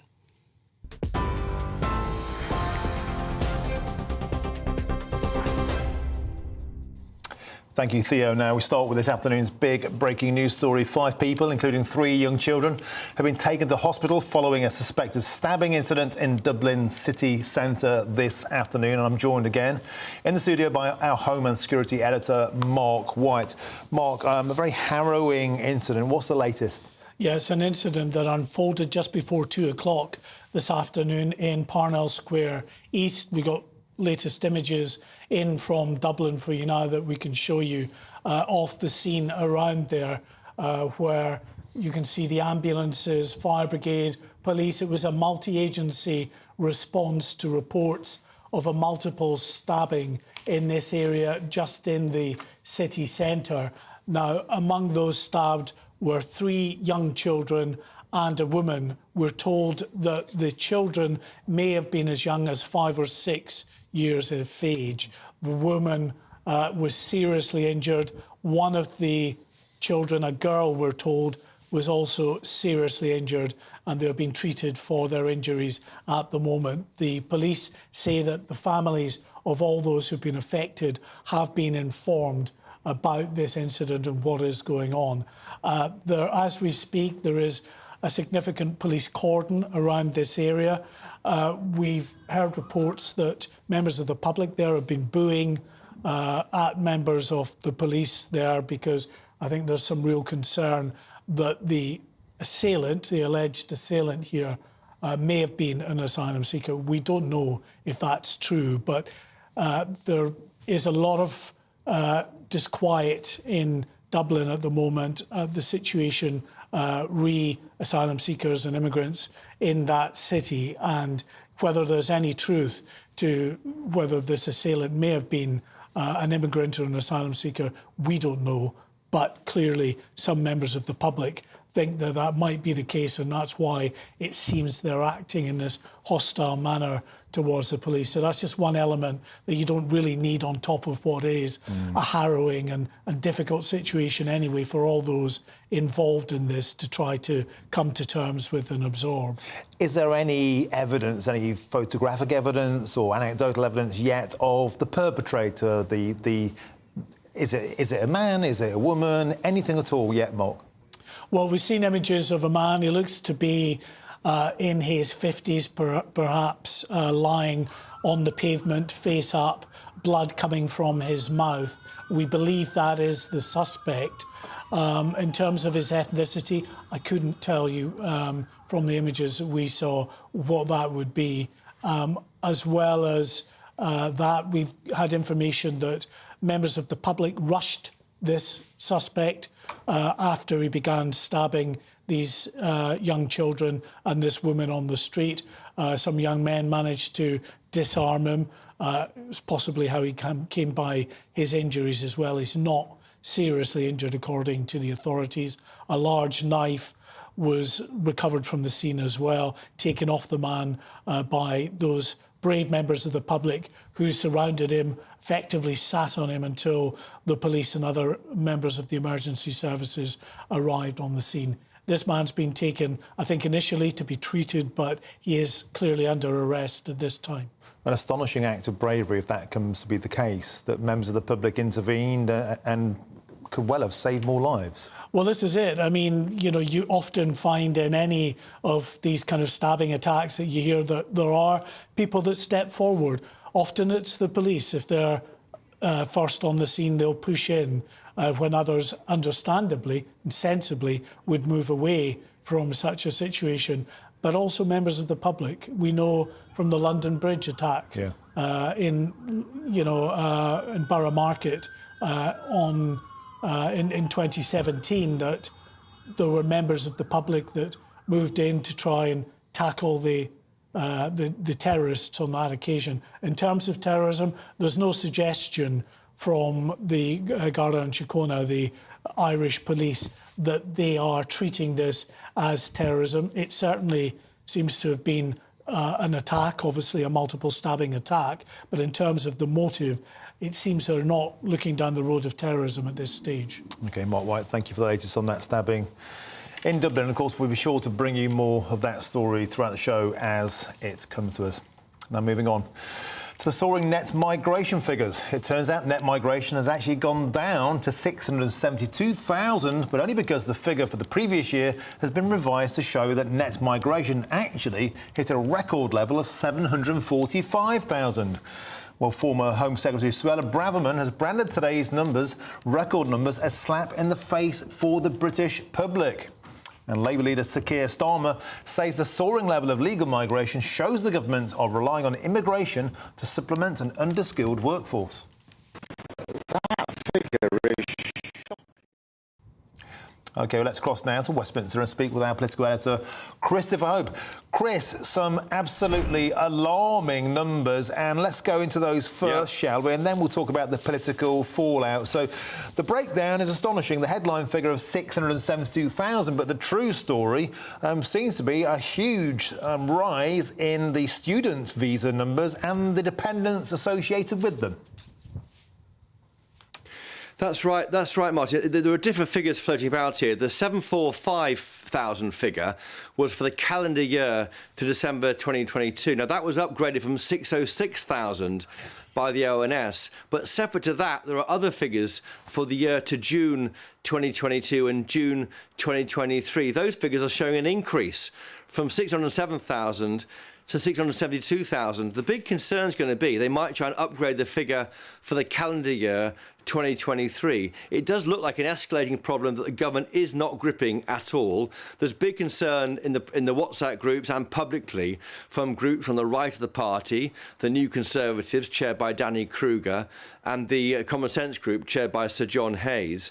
But perhaps more strikingly, just moments ago, Suella Braverman, of course, the Home Secretary until Monday last week, put out some tweets in which she has taken apart the government's immigration strategy. Let me read out what she said just quickly for you. She said on Twitter, or X as it's now called, today's record migration stats show we've let in an extra 1 million people in just 2 years, a population equivalent to Birmingham. The pressure on housing, the NHS, schools, wages and community cohesion is unsustainable. When do we say enough is enough? She goes on, we were elected, that'll be in 2019, on a pledge to reduce net migration, which was 229,000 in that year. Today's record numbers are a slap in the face to the British public, who have voted to control and reduce migration at every opportunity. We must act now to reduce migration to sustainable levels. Just finally, she goes on to give her view of what should happen, which is not government policy. Very briefly, she says that Brexit gave us the tools to do this. As Home Secretary, I pushed too, and here are the Braverman plan for controlling migration, put an annual cap on net migration, raise the salary threshold to 45,000, excluding health and social care. The current policy is to increase that to 30,000. So you must come to this country. You can settle here if you have a salary of more than 30,000 a year. Other ideas: close the graduate visa route, cap health and social care visas, and limit dependents, that's family members, on all visas. A big concern has been family members coming over on if they have a student in their family coming to the UK. These are the measures put out there by Suella Braverman, of course. We're trying to speak to her for GB News regularly. She hasn't yet done a broadcast interview, but she is really concerned. Again, she is echoing the concerns felt by other members of the Tory party on the Tory right. The big thing here for the government is it's all very well controlling illegal net migration, illegal migration over the southern border across the English Channel. That's low tens of thousands. But when the numbers are hitting 672,000 in the year to June this year, that's illegally allowed to arrive by government policy, then many people will think this government doesn't care about controlling net migration, doesn't care about the impact on communities. The government is aware of it, it's too high, it's doing what it can, but I think time is running out on this government to deal with this situation. Chris Hope, thanks for that succinct and wonderful update there from Westminster. And I'm joined now in the studio by former Labour Minister Dennis McShane. Dennis, once again, the Conservatives are tearing clumps out of each other over immigration. Suella Braverman being the agile provocateur once again. The figures are causing huge consternation amongst Conservative voters. Ordinarily, this would be great for the Labour Party, except nobody quite knows what the Labour Party plan to do about this either. I just loved Suella saying you, referring to Sunak. She was the minister. I mean, she was the Home Secretary. Boris Johnson confirmed Priti Patel, who was a disaster, as Home Secretary, and then Rishi Sunak appointed Suella Braverman, and they went off down this obsession with the boats, a few Zodiacs, stiff rubber boats that you can cut open with a knife, instead of focusing on the fact that Britain was taking in 962,000. We're talking the net migration's a bit lower, but these are 962,000 people, principally from India, Pakistan, Nigeria, coming in to do the jobs that we expelled all the Europeans who were doing it before without any of this fuss. So once again, we were told in 2016, vote Brexit and we'll close immigration, control immigration.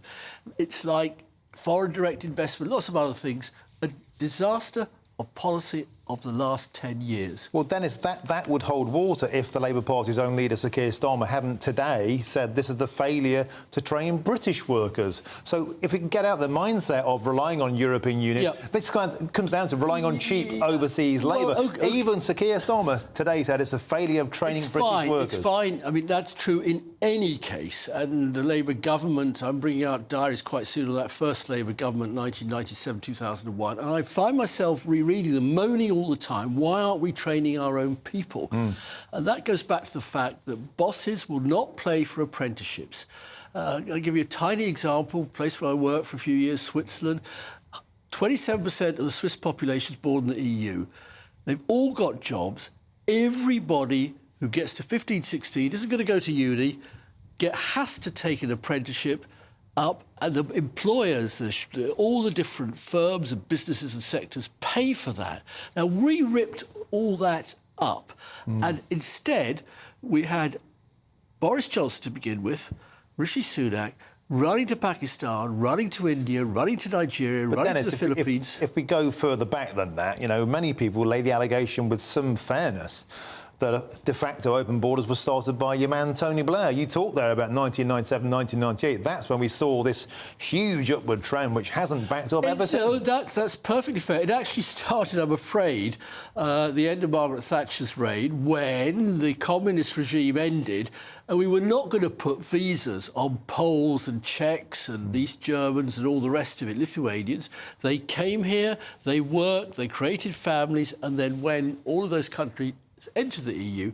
We could have slowed it down, like in other countries. You can't get a job. Blair extended it to the E8, and not even Sweden did that. Well, I mean, the E8 is not very important. Well, it is, because that's where we saw the Romanians and the Bulgarians. Well, they were coming in anyway. The Germans, after 1 year of trying to control it, passed a law saying any employer can hire anybody from the new countries if it suits his business. What we didn't have was what they have in a number of other countries. You don't get to work unless the local workforce in a works council, it's not really a big union thing, agree with the owner or the managers of the firm. We had a complete hiring freedom. And I fully take the point, though I just don't know how, Martin, if you and I go and open a care home or a cafe, we're going to pay £45,000 for everybody who comes in and washes up the dishes. Well, it used to be a Labour Party position, did it not, to pay a fair wage to the working classes? But then, since the Blair years, it seems that instead we've annexed out, we've visaed out those jobs to people coming in from overseas to pay them less. No, everybody here works or should be working on the minimum wage. We don't have enough workplace inspections. That's a slightly different aspect of it all. And we brought in the minimum wage against Tory and CBI opposition. I don't want to go back into the Blair years particularly. And it has increased wage fairness and some equalities. But undoubtedly, we've got no mechanism for making any of our children who didn't go to university and are enjoying life, you know, back of mum and dad, just having a good time, to get up at 6 o'clock in the morning and clean number 10 offices. That's still done, it always has been, by immigrant workers of one sort or another. Always? Yeah. I mean, look, 1950s, you went to boarding houses anywhere in England, it said, no dogs, no coloured, no Irish.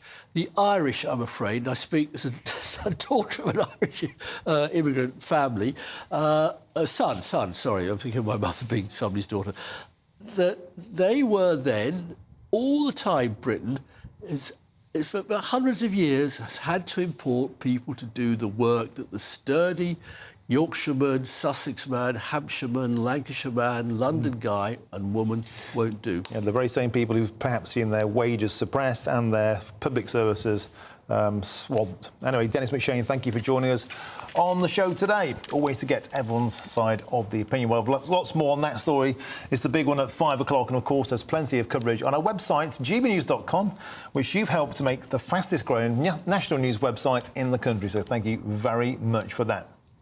Well, yesterday I told you that 1 in 4 adults have struggled to pay their energy bills in the past 3 months. Well, I'm afraid I've got more bad news on that front because the energy price cap has been increased.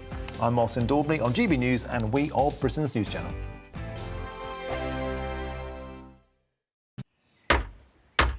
Who is it? We're here for the show. Welcome to the Dinosaur Hour with me, John Cleese.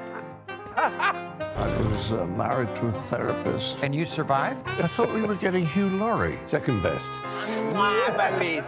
You interviewed Saddam Hussein. What's that like? I was terrified. I'm playing strip poker with you three. Oh! No, thank you. My CDs need to be put in alphabetical order. Are you going to be problematic again? The Dinosaur Hour. Sundays on GB News.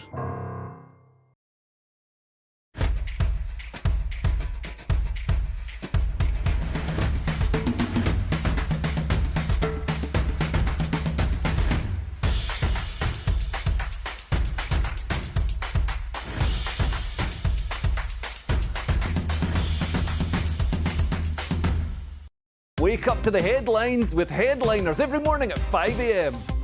We treat you to the day's biggest stories before anyone else, 7 days a week. You can catch up on everything you need to know before you've even had your kippers. Headliners every morning at 5 a.m. only on GB News, the People's Channel, Britain's news channel. GB News, unlike other broadcasters, isn't obsessed with the London-Westminster bubble. We think there's a nation beyond the M25, and that's why we talk about the issues that matter across the land. Join me on State of the Nation, 8 to 9 o'clock, Monday to Thursday, on GB News. Daisy's listening, and you should too. I think the most exciting bit for me is talking to people. People who I think are ignored often by the major news channels. We're going to give news they want to hear. There's a voice there that needs to be heard. I think there's a chance here for a diversity of opinion to be expressed, which you don't find elsewhere. It's really exciting. We don't hold back. We're free to say how decisions that are taken here affect us all around the country. Only on GB News, the People's Channel, Britain's news channel. There's only 3 people you can trust in life: your doctor, your lawyer, and your nana. I'm not sure. So join me, Nana Aquare, at 3 p.m. every Saturday and Sunday, where we discuss the biggest topics of the weekend. Be ready for battle. Could you be quiet? What is this? It's my new teeth. It's your new teeth. I don't bite. Well, not without a good reason. Always honest, always fun. Every weekend at 3 p.m. on GB News, the People's Channel, Britain's news channel. Your weekend starts here with Friday Night Live with me, Mark Dolan, 8 till 9 on GB News. Big stories, big guests and big laughs as we get you ready for a cracking weekend.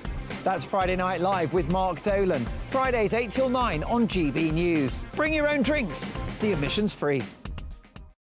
Tired of the usual focus-tested, pre-prepared Westminster runaround? Well, so am I. So you want higher taxes? Is your department to blame for this? Are you rethinking this policy? Every Sunday at 9:30, I'll be sitting down with those in power to get the truth about the issues affecting you. Let's be honest, we've known about the cost pressures of this project for years, not months. That's the Camilla Tominey Show, a politics show with personality. On GB News, the People's Channel, Britain's news channel.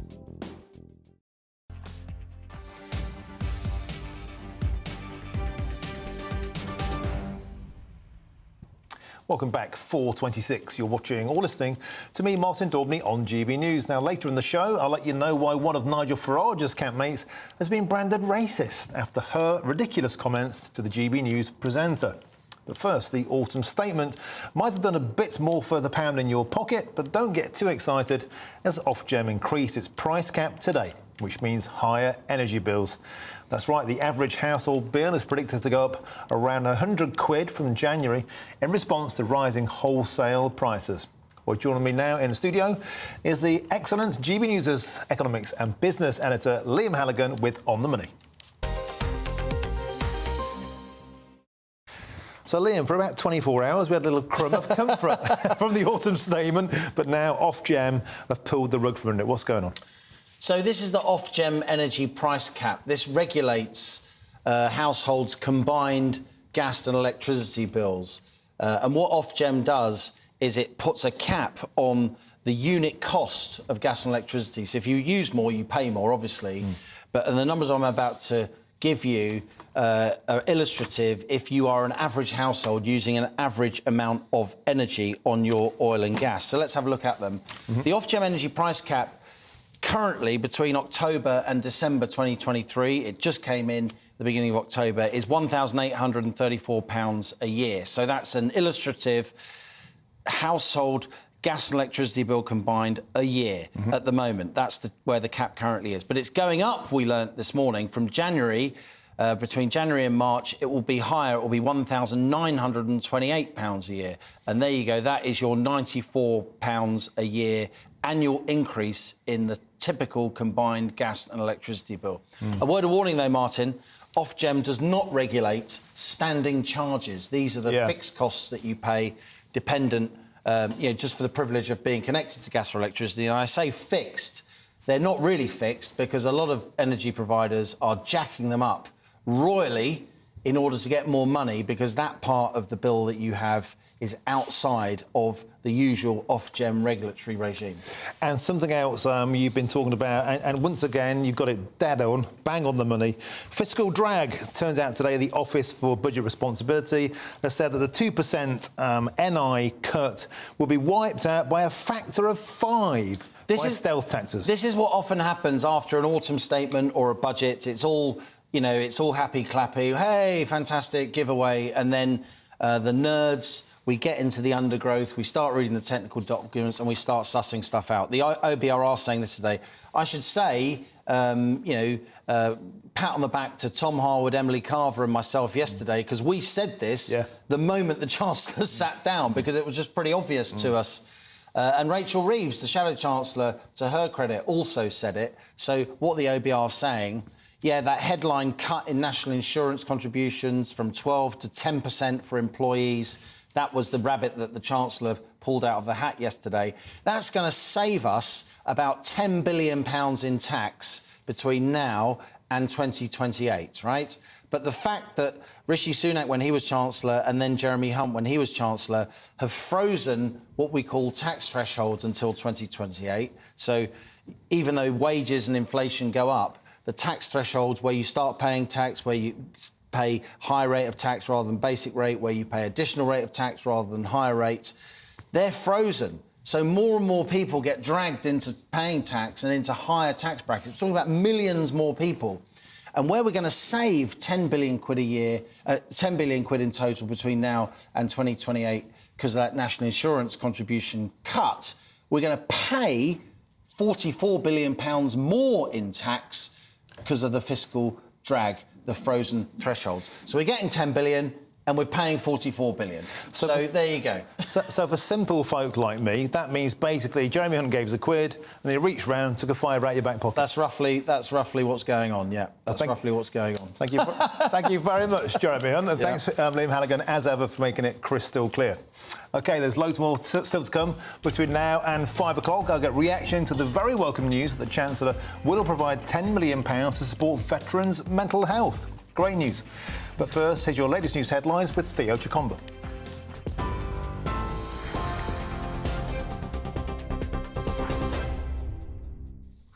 It's 31 minutes past 4. I'm Theo Chikomba in the GB newsroom. Ireland's Justice Minister has described a suspected stabbing in Dublin as an appalling attack on 3 innocent children and a woman. These pictures are coming into us live from the scene in Dublin city centre. Taoiseach Leo Varadkar says police have detained a suspect following the incident in the city centre and that his thoughts and prayers are with the victims and their families. He said he remains in contact with the country's Justice Minister. 5 people have been taken to hospital. Emergency services are at the crime scene at Parnell Square East.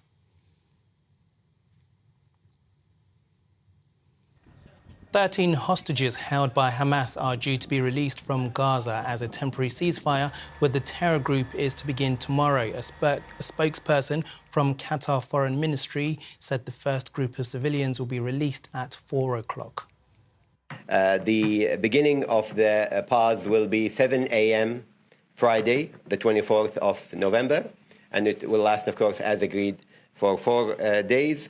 And the first patch of civilians to be released from Gaza will be around 4 p.m. of the same day.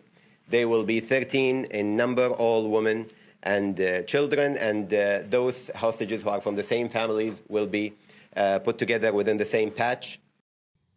Meanwhile, the Foreign Secretary has met with Israel Prime Minister Benjamin Netanyahu on a visit to the country. Lord Cameron said he wanted to see for himself the communities affected by last month's Hamas attacks, and he hopes all those involved in the truce deal will make it happen. Here in the UK, Downing Street says more measures could be introduced to curb net migration. It comes as new figures showed that legal migration to the UK hit a new record of 745,000 in the year to December. Most estimates suggest immigration is now slowing, while the number of people leaving the UK is going up. You can get more on all of those stories by visiting our website, gbnews.com.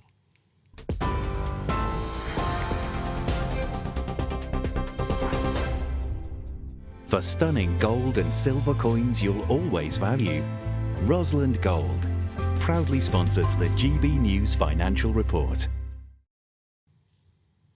Here's a quick snapshot of today's markets. The pound will buy you $1.253 and €1.490. The price of gold is £1,588 and 58 pence per ounce, and the FTSE 100's at 700,486 points.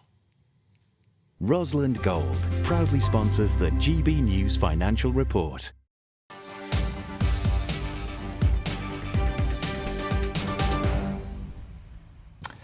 Thanks for that, Theo. Now, we spent most of yesterday's show talking about national insurance cuts, increases in the state pension and benefit payments, and so on and so forth. But one promise from Jeremy Hunt that went largely under the radar was £10 million set aside to support veterans' mental health.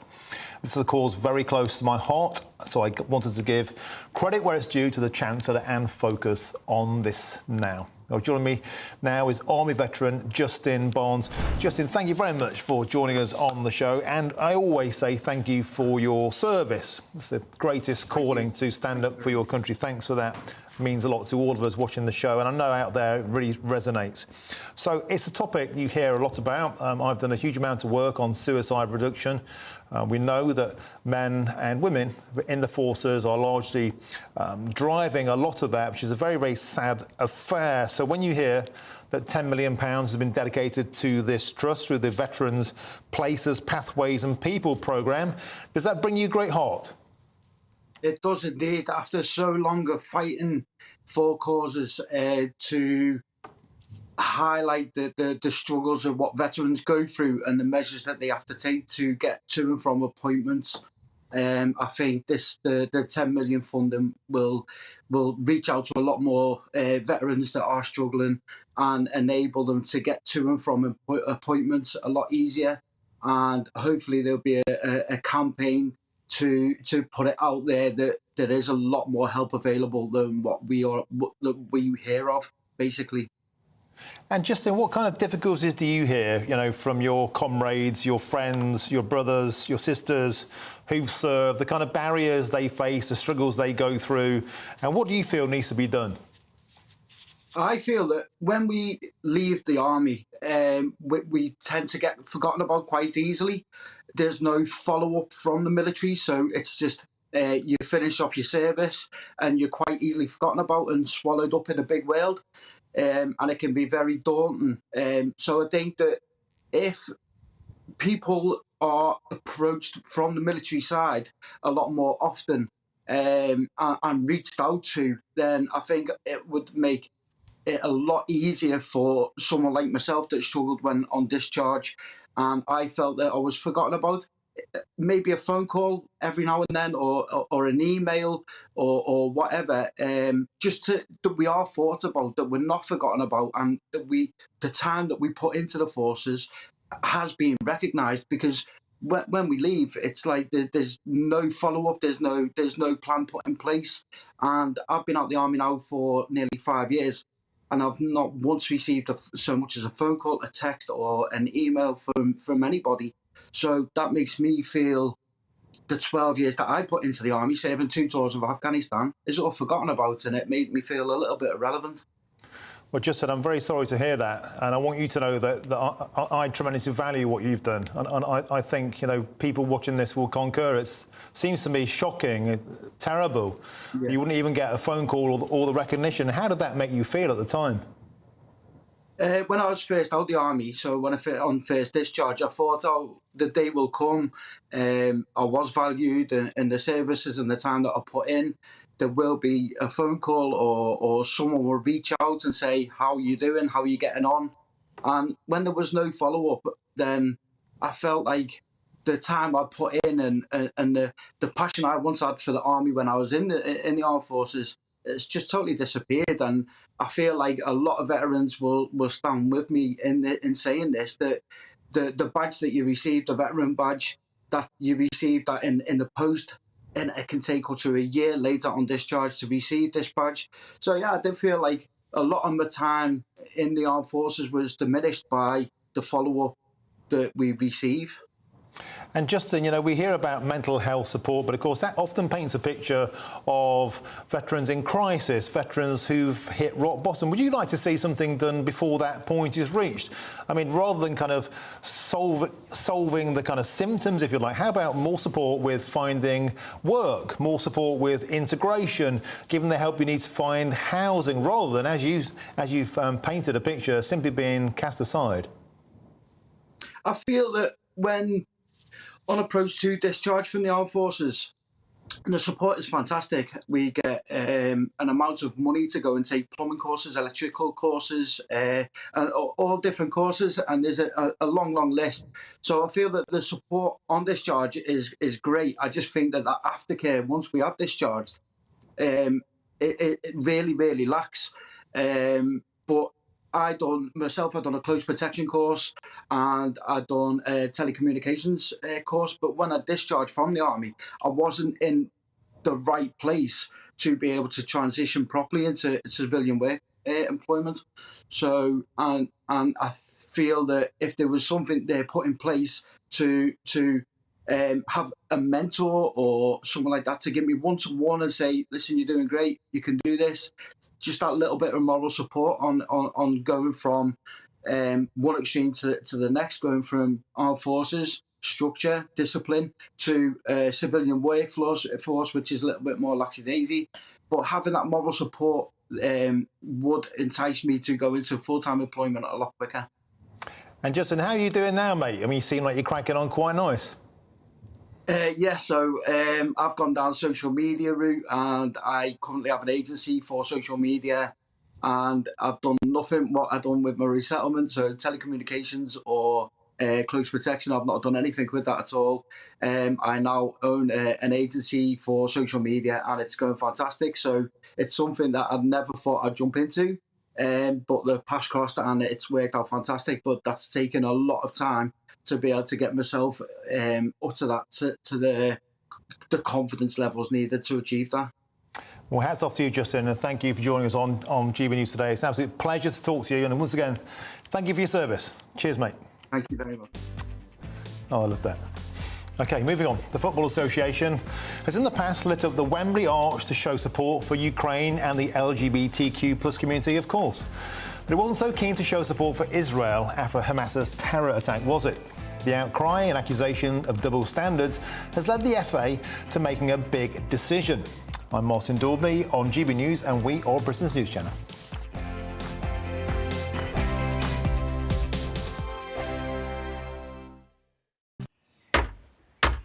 Who is it? We're here for the show. Welcome to the Dinosaur Hour with me, John Cleese. I was married to a therapist. And you survived? I thought we were getting Hugh Laurie. Second best. You interviewed Saddam Hussein. What's that like? I was terrified. I'm playing strip poker with you three. Oh! No, thank you. My CDs need to be put in alphabetical order. Are you going to be problematic again? The Dinosaur Hour. Sundays on GB News. Good afternoon, Britain. Good afternoon, Britain. Join us, Tom and Emily, To find out what's happening in the heart of Westminster. and why it matters to you. Weekdays from midday, we bring you the most compelling stories from across the United Kingdom. And from your doorstep to our inbox. That's right, we want to hear from you. GB News, Britain's news channel. I think the most exciting bit for me is talking to people. People who I think are ignored often by the major news channels. We're going to give news they want to hear. There's a voice there that needs to be heard. I think there's a chance here for a diversity of opinion to be expressed, which you don't find elsewhere. It's really exciting. We don't hold back. We're free to say how decisions that are taken here affect us all around the country. Only on GB News, the People's Channel, Britain's news channel. I'm Michelle Dewberry, and I'm not here to tell you what to think. I'd much rather hear what you have to say. So send in your opinions to gbviews@gbnews.com. Keep them clean, and you never know, I might read them out. With my panel here on Jubes & Co, we debate, we get stuck into the issues of the day on a show where all views are welcome, especially yours. GB News, the People's Channel, Britain's news channel. In the GB Newsroom, we bring you the news as it happens. With our team of dedicated journalists across the UK, we're ready to give you accurate reporting every day. When the news breaks, we'll be there with bulletins on GB News, the People's Channel, Britain's news channel. Your weekend starts here with Friday Night Live with me, Mark Dolan, 8 till 9 on GB News. Big stories, big guests and big laughs as we get you ready for a cracking weekend. That's Friday Night Live with Mark Dolan. Fridays 8 till 9 on GB News. Bring your own drinks. The admission's free. GB News, unlike other broadcasters, isn't obsessed with the London-Westminster bubble. We think there's a nation beyond the M25, and that's why we talk about the issues that matter across the land. Join me on State of the Nation, 8 to 9 o'clock, Monday to Thursday, on GB News. Daisy's listening, and you should too.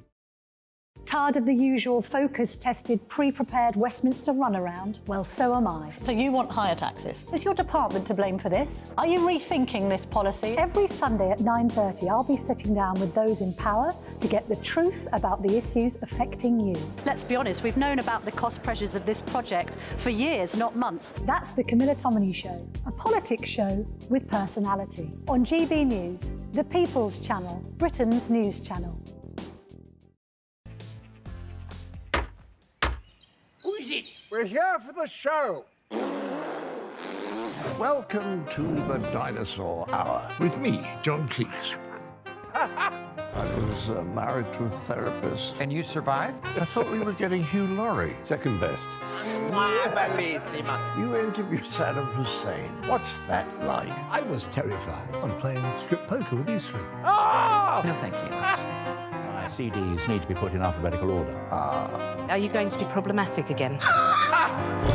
The Dinosaur Hour. Sundays on GB News.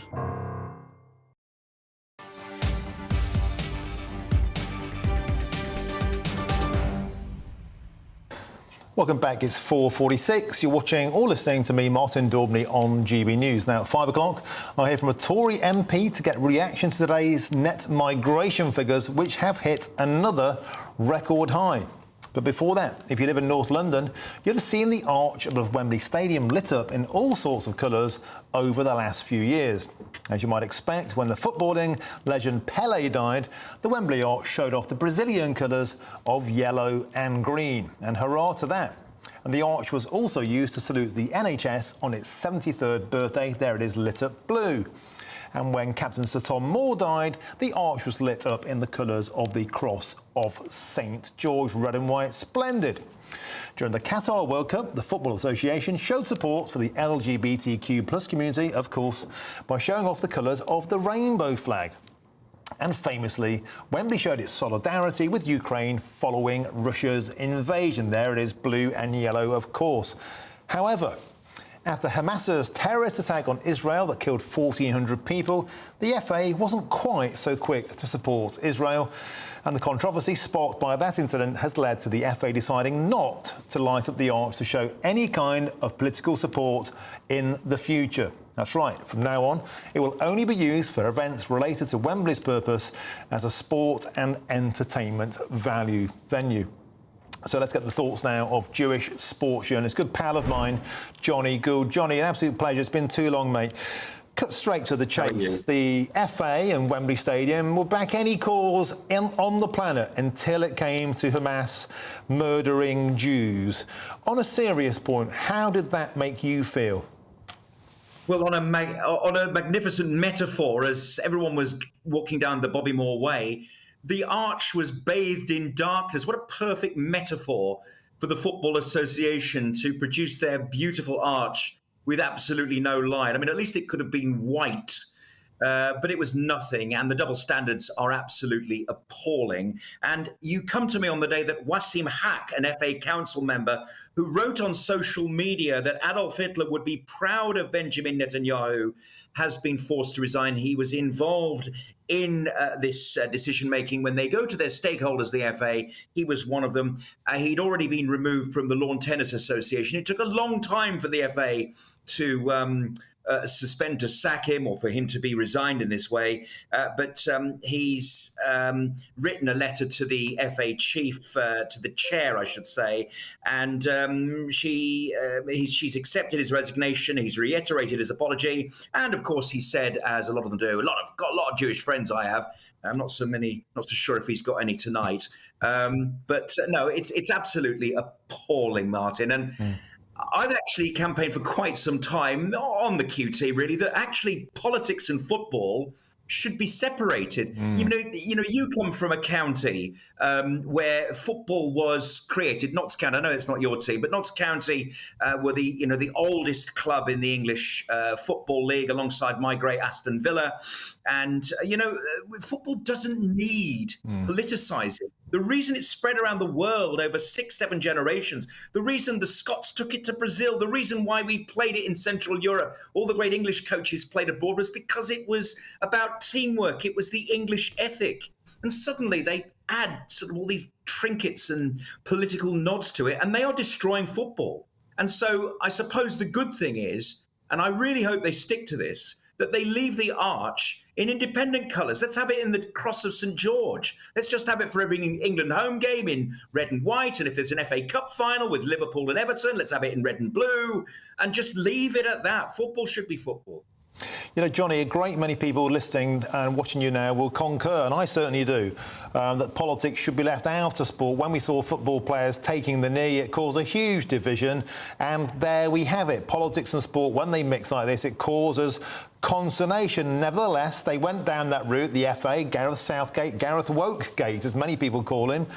They mop all this stuff up. Yet, when it came to taking sides with Hamas or Israel, they basically took a side with their silence being compliance. On a serious note, Johnny, that was an utterly reprehensible thing to do and exposes the rank hypocrisy of the big wigs at the FA that take the knee when they want to and zip their lips when they don't.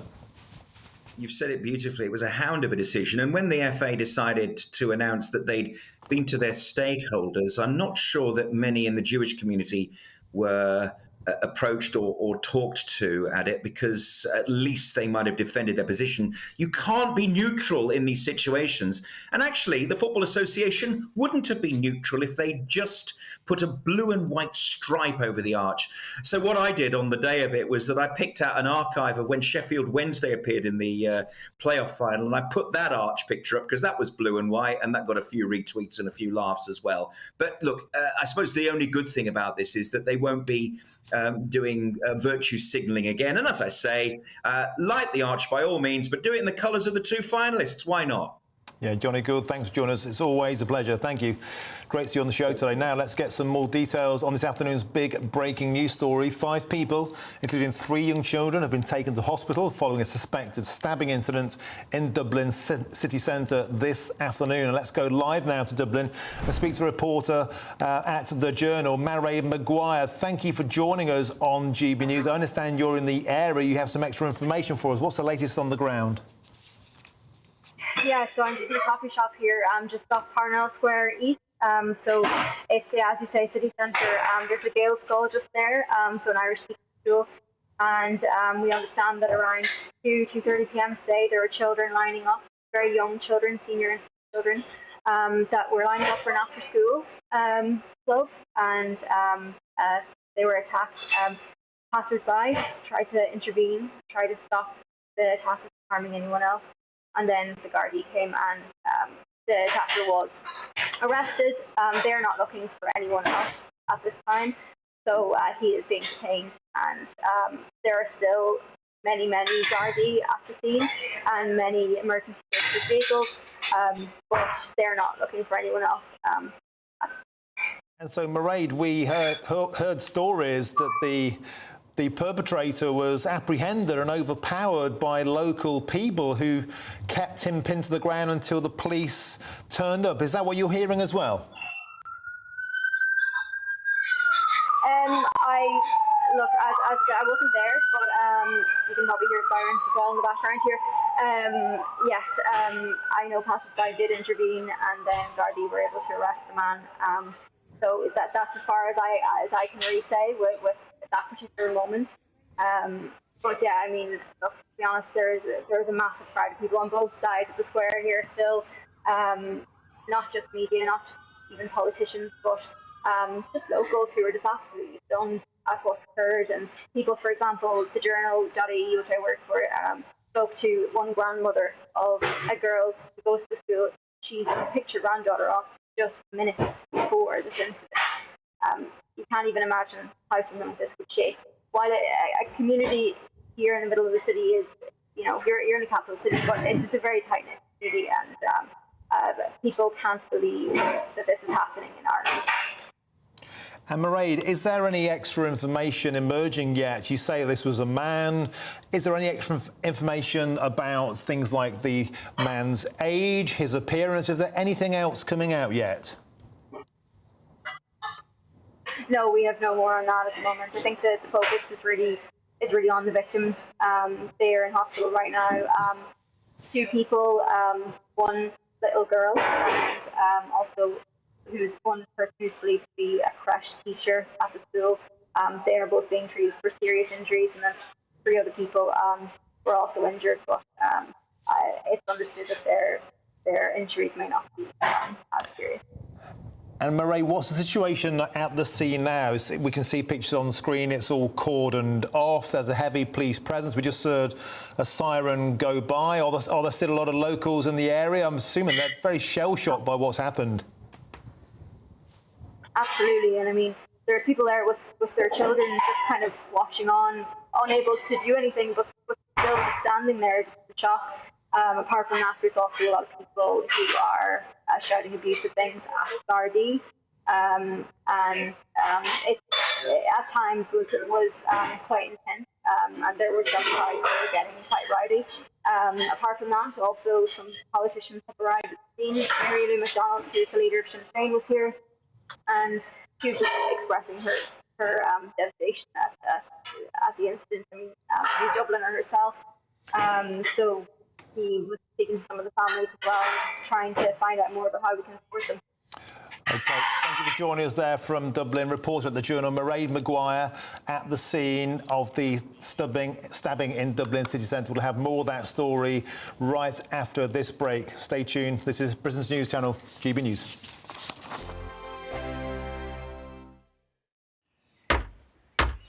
Who is it? We're here for the show. Welcome to the Dinosaur Hour with me, John Cleese. I was married to a therapist. And you survived? I thought we were getting Hugh Laurie. Second best. You interviewed Saddam Hussein. What's that like? I was terrified. I'm playing strip poker with these 3. No, thank you. My CDs need to be put in alphabetical order. Are you going to be problematic again? The Dinosaur Hour. Sundays on GB News.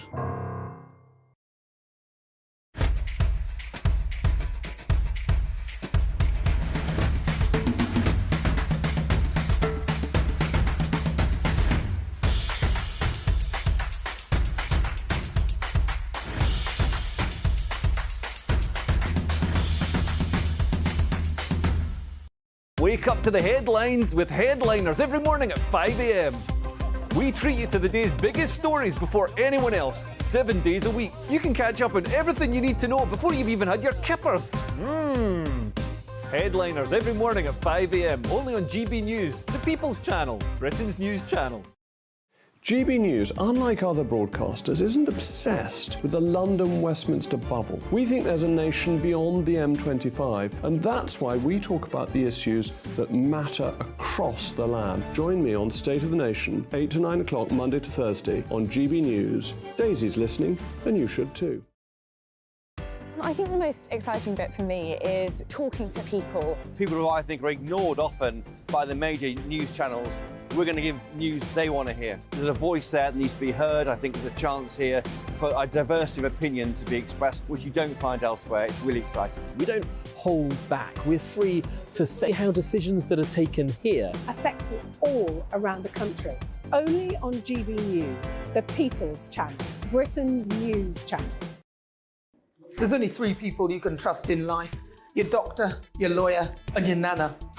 I'm not sure. So join me, Nana Aquia, at 3 p.m. every Saturday and Sunday, where we discuss the biggest topics of the weekend. Be ready for battle. Could you be quiet? What is this? It's on your teeth. It's on your teeth. I don't bite. Well, not without a good reason. Always honest, always fun. Every weekend at 3 p.m. on GB News, the People's Channel, Britain's news channel. Your weekend starts here with Friday Night Live with me, Mark Dolan, 8 till 9 on GB News. Big stories, big guests and big laughs as we get you ready for a cracking weekend. That's Friday Night Live with Mark Dolan. Fridays 8 till 9 on GB News. Bring your own drinks. The admission's free. Tired of the usual focus-tested, pre-prepared Westminster runaround? Well, so am I. So you want higher taxes? Is your department to blame for this? Are you rethinking this policy? Every Sunday at 9:30, I'll be sitting down with those in power to get the truth about the issues affecting you. Let's be honest, we've known about the cost pressures of this project for years, not months. That's the Camilla Tominey Show, a politics show with personality. On GB News, the People's Channel, Britain's news channel.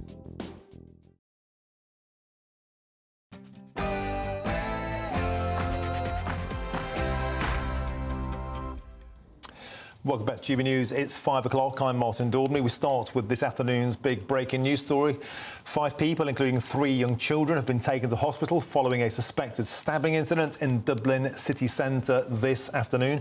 And I'm joined now in the studio by our Home and Security Editor, Mark White, with all of the latest.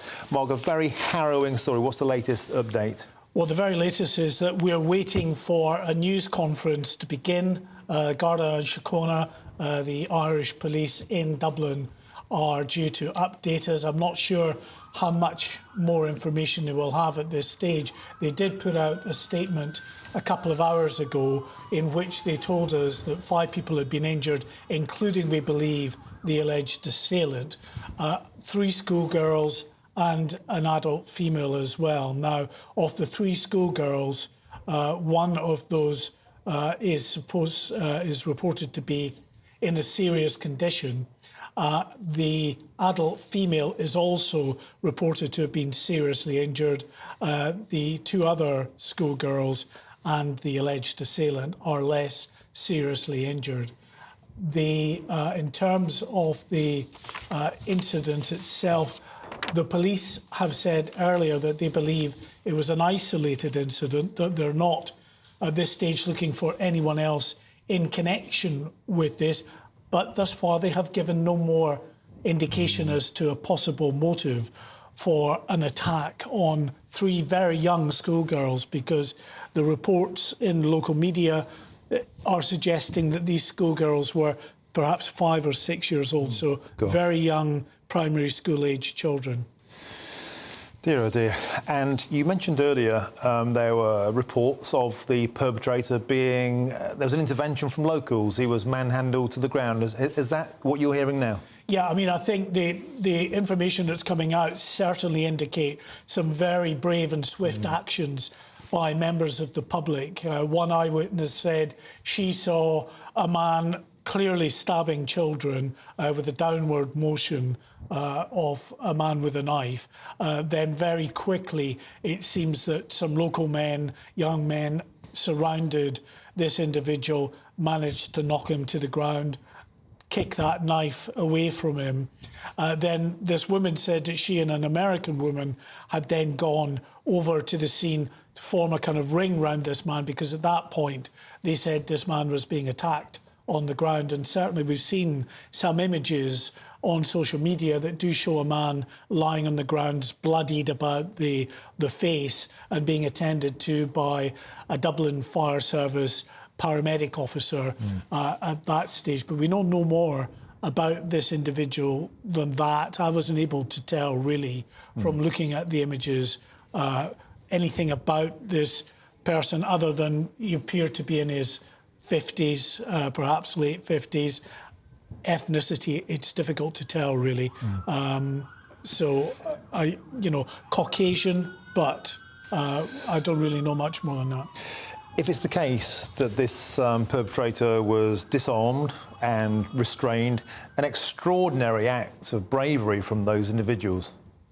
Yes, incredible. I mean, you find these acts of bravery that happen at these terrible mass casualty events when instinctively people run the opposite direction. You can't blame them, but there's always those individuals that seem to be willing to push forward, Of course, the emergency services, the police, they do that as a matter of course. They'll respond to a scene and they will often rush forward into danger. You don't expect that from members of the public, and you don't blame anyone who just wants to get right out of the way of a terrible unfolding situation, which is clearly highly dangerous to anyone who doesn't have any capability in terms of coming up against someone with a knife. But when you hear about young men rushing in and disarming this individual, that is a tremendous act of bravery, it seems, and that will come out, I'm sure, in the fullness of time.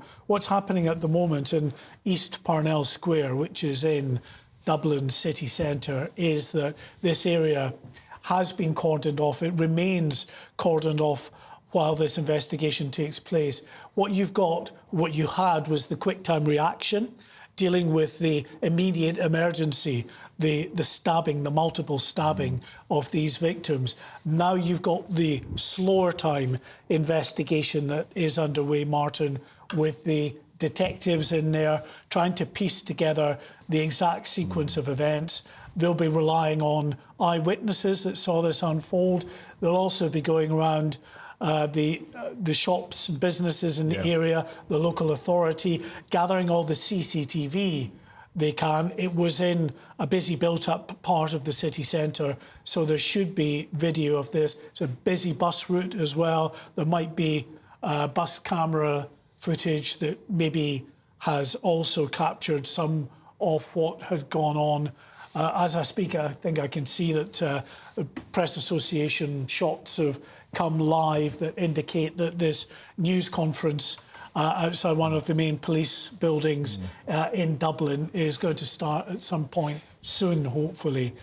So that slow time investigation will involve, yes, looking at that CCTV, speaking to those eyewitnesses, but also, Martin, it will be trying to delve into the background of this individual, this alleged assailant. Who is he? Where is he from? What's his potential motivation? We've had indications that the Garda and Síochána do not believe that this is linked to terrorism at this stage. They must have a definite line of inquiry that's at this early stage drawn them to that particular conclusion. But that doesn't tell us about the individual and who he is and what might have been the motivation for what was an absolutely horrific attack targeting the most vulnerable people in society, you know, young children of 5 or 6 years of age. Yeah, I mean, it's just an astonishingly terrifying moment. A 5- and a 6-year-old at a time of day, broad daylight, busy high street. This could be any ordinary person, any ordinary family, any ordinary mum out there. We spoke to a local journalist, Mark, in the area, who was saying bystanders standing around just stunned, just speechless. And that, of course, will be a part of the police investigation. There'll be a huge mopping up to do of eyewitnesses too.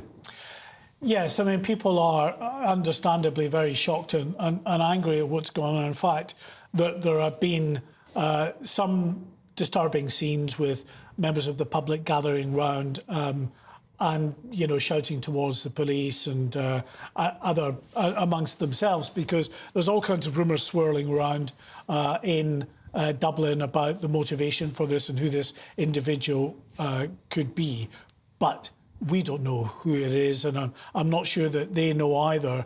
It often happens at the scene of any incident when people, you know, are rather confused and angry and understandably very concerned about what has happened, especially to 3 young girls like this, and a woman who may have been linked to the girls, we don't know. There was a school nearby. It's possible that this may have been a teacher, according to some of the reports. We don't know this. But that's one of the jobs of the police, as well as to investigate what is happening, is to offer messages of reassurance to the public.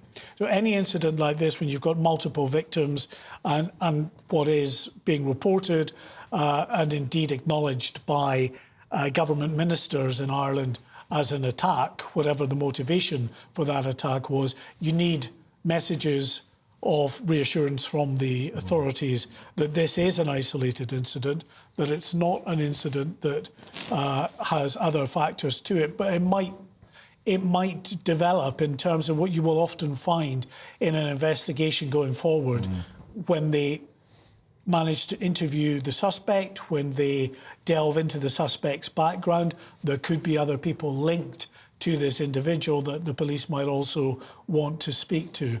But at this stage, they're giving no details about who this individual was. It'll be interesting to see whether they shed any light on that when the news conference starts, because obviously there's a lot of speculation which is not good in terms of those who are very concerned about what might have unfolded. And you talked about a downward stabbing motion, so it seems like a very alarming, frenzied style. Was there any information at all about the weapon or the disarming, the police response time? Obviously the locals got in there and disarmed the guy and restrained him.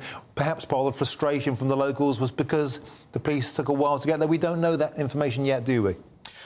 Well, we certainly know from eyewitnesses that have said that the man was tackled by those brave members of the public, that they managed to disarm him and take a large knife from this individual and kick it away under some bushes until the police arrived on scene and were able to sort of make that weapon safe. And at the same time, this suspect was being surrounded and, I think, restrained on the ground by those members of the public until the emergency services could respond. Now, we're told that there was a very quick response from the emergency services, as you would expect. In a city centre, in a big city like Dublin, they rehearse, like big cities right up and down the country, for the possibility of these mass victim incidents, casualty incidents, and they will have been prepared for this. The fire brigade and ambulances were very quickly on the scene, as was Garda and Síochána officers very quickly on the scene as well, and able to make this safe. But as I say, you know, many people are very concerned about what on earth the motivation could have been for attacking the most vulnerable in terms of these very young and defenceless girls outside their school. I should also say that the families of all of those who were stabbed have been informed, so they know if it's their loved ones, because often in incidents like this, when there are multiple people, you get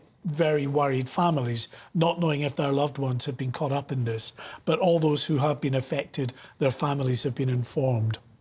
And if it were the case, as you're saying, that locals disarmed and restrained that individual, then the chances are, Mark, the very real prospect is they helped avert an even greater tragedy.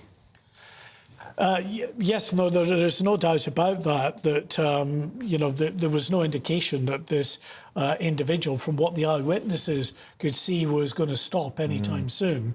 According to them, this individual was systematically setting about and attacking those in front of him, who appeared, of course, to be those three girls, and this woman who may have intervened to protect the girls. So, yes, if no one intervenes, then these things could potentially have been far worse, because we don't know what the actual motivation. Okay, Mark, I need to interject there, because we are now crossing live to Dublin for that press. On Garda Síochána, continue to investigate all of the circumstances of a serious assault which occurred on Parnell Square East shortly after 1:30 p.m. this afternoon, Thursday the 20th of November 2023. Preliminary indications are that a male attacked a number of people on Parnell Square East. 5 casualties have been taken to hospitals in the Dublin region. These casualties include 3 young children, an adult female and an adult male. 1 girl aged 5 years has sustained serious injuries and is currently receiving emergency medical treatment in CHI Temple Street. 1 boy aged 5 years and a girl aged 6 years who received less serious injuries were brought to CHI Crumlin for treatment. The boy has since been discharged from CHI Crumlin. On Garda Síochána is providing support to the parents of all the children. The adult female in her 30s is being treated for serious injuries at the Mater Hospital. An adult male in his 50s is also being treated for serious injuries at a hospital in the Dublin region. The scene remains sealed off at this time and a technical examination of the scene is ongoing. An incident room has been established here at Mountjoy Garda Station and a senior investigating officer has been appointed. An Garda Síochána is following a definite line of inquiry. The male in his 50s is a person of interest to An Garda Síochána in this investigation, and An Garda Síochána is not looking for any other person at this time. An Garda Síochána continues to have an open mind at this early stage of the investigation. An Garda Síochána is appealing to any person with any information on this attack to contact Investigating Gardaí. Investigating Gardaí are also appealing to any person who may have mobile phone footage of the attack or the immediate aftermath to make this footage available to An Garda Síochána. Investigating Gardaí can be contacted here at Mountjoy Garda Station at 01 666 8600, the Garda confidential line at 1800 666 111 or at any Garda station. An Garda Síochána is not in a position to provide any further information at this early stage of the investigation. Thank you. Are there any wider implications because of this attack? Is there any suggestion of terrorism or is there any suggestion of related to organised crime or any other issue? As you can appreciate, this is the very early stages of the investigation, which is not even 4 hours old at this stage.